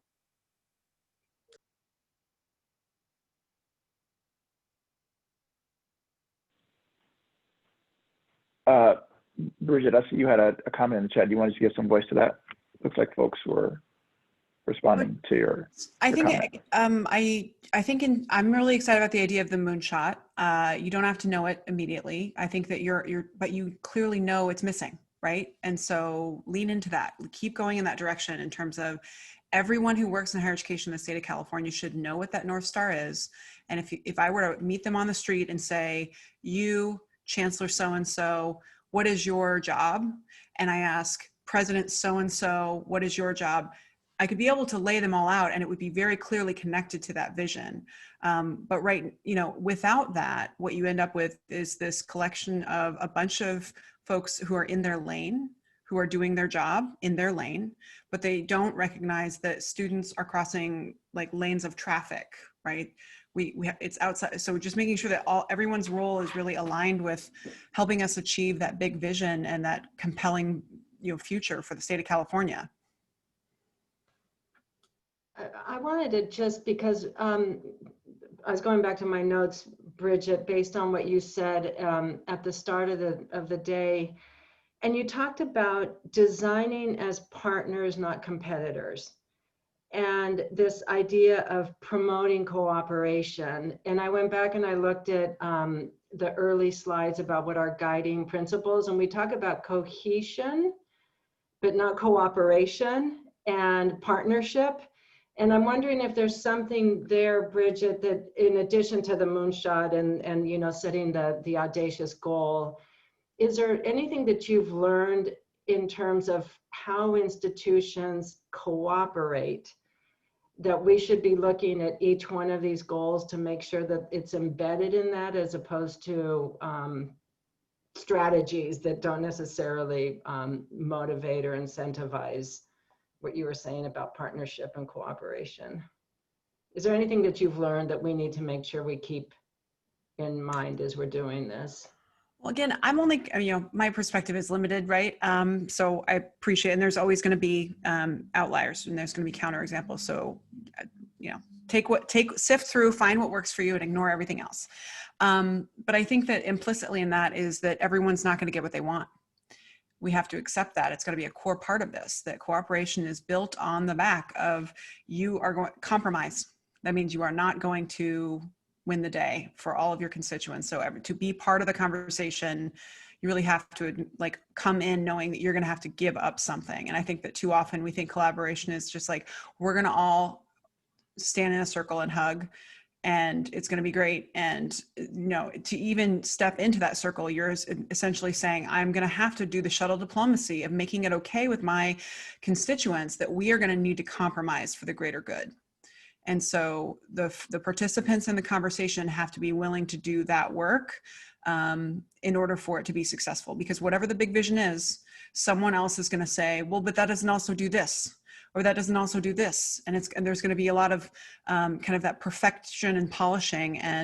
But I think there's a clear, we don't maybe have perfect language for it right now, but it's very clear that we want it that in 5 years that Californians, no matter where you live, that you have the ability to take care of your family and get the new skills that you want to achieve your full potential, and that we have an educational system that supports you and that we will have outcomes where that transcend race and income, generational status, and all of that.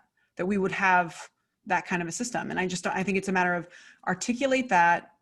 Pick some, you don't have to have like something super, like in Oregon, we had something called the 40-40-20, which nobody was going to hit and didn't hit, but it was buzzy, it came in, it fit in your pocket. So, don't worry that it has to be perfect and fit in your pocket, because there are lots of goals that fit in people's pockets that never get achieved. Sorry. Oh, sorry. No, I was going to say, I'm mindful of time. I want you to, Keith, I saw your comments. I was going to give it to you, then we're going to wrap up. So last word on this from you, Keith. That's where I go with the comment about something focused on moonshot, access, and completion. And there's a lot of ideas that were discussed today, and I'm still stuck a little bit on the idea about this going to community college and to get an offer to CSU or UC while you're at the community college. I think that's a great idea, but really focusing in on, we want to increase the number of students who are going to post-secondary institutions. And then it doesn't matter which one you go to, but we want to see that number change. And we also want to see the number of individuals complete their degree or certificate and get a job with livable wages. And we have our benchmark data, but we really go in. They want to see 60 or 70% of Californians with this, right? And really be bold and innovative, and then tie all of our planning to that. But I think we should be bold. And we might not reach it, but at least we try it. Yeah, appreciate that comment, Keith, because before we wrap up, I think we wanted to acknowledge that, like, underlying all of these emerging ideas is the dependence on a statewide data system that is, helpful and relevant and timely and effective, and that's kind of couching all this. But also above that, though, has to be that vision that helps everyone understand how what they now are asked to do moving forward needs to look different. And it's because of what the charge is based on, like, what that vision and what the objectives are. So appreciate that last comment from you, Keith. Okay, so we have like 2 minutes, so we're gonna finish up. So next steps, next slide, Mario, if you could. Quickly, as we always do, you'll have a feedback survey sent to you, as well as the notes from this call summarizing our chat. So we'll get that out in the next few days. Next slide, Mario. Upcoming activities. We are actively engaged in the working groups and solution development. As part of those working groups, as many of you know, we're reaching out to technical advisors and looking at resources and examples to help inform that work. So that'll continue. Also want to put a plan of seed that all these good ideas that we're developing, we're going to go back to all those regional and statewide stakeholders that we talked to and that we had those conversations, and let them see where the solutions are trending, let them see how they're evolving, and get their feedback. So we'll say, hey, we talked to you, we think we heard this. Is this what we heard from you? What your needs are, what you're experiencing, what you're trying to push in advance? And given what we heard, do these solutions address those things specifically? Do you have feedback on ways they can be strengthened and tightened up? So that'll be happening towards the end of the month. But want to plant that seed with you all, that's an important part of our equity design process that we have to make sure we do to keep us honest, and to make sure that we're doing this with the right stakeholder perspective in mind. Next slide, Mario. So our next call is the 27th. So a note here, all of our calls from here on out are about 2 weeks apart. So things are moving very fast with lots of stuff happening in between calls. And we're trying to build on every meeting that we have. So we started looking at early ideas, got some feedback from you all. The working group's going to take that feedback and then really try to refine and tighten and develop the actual formal solution recommendations for you all to consider at our next meeting. So we're going to spend a bit of time in the next meeting walking through what a formal recommendation from each of the working groups look like. And then from there, the feedback we want to have the task force offer up is, you know, what can we do to make sure these things are going to be actionable? How are we going to make sure that we're assessing for the impact that they're going to have? What some timing implications that we need to be thinking about? And how are we going to be measuring against the risk of the success or failure from those respective recommendations?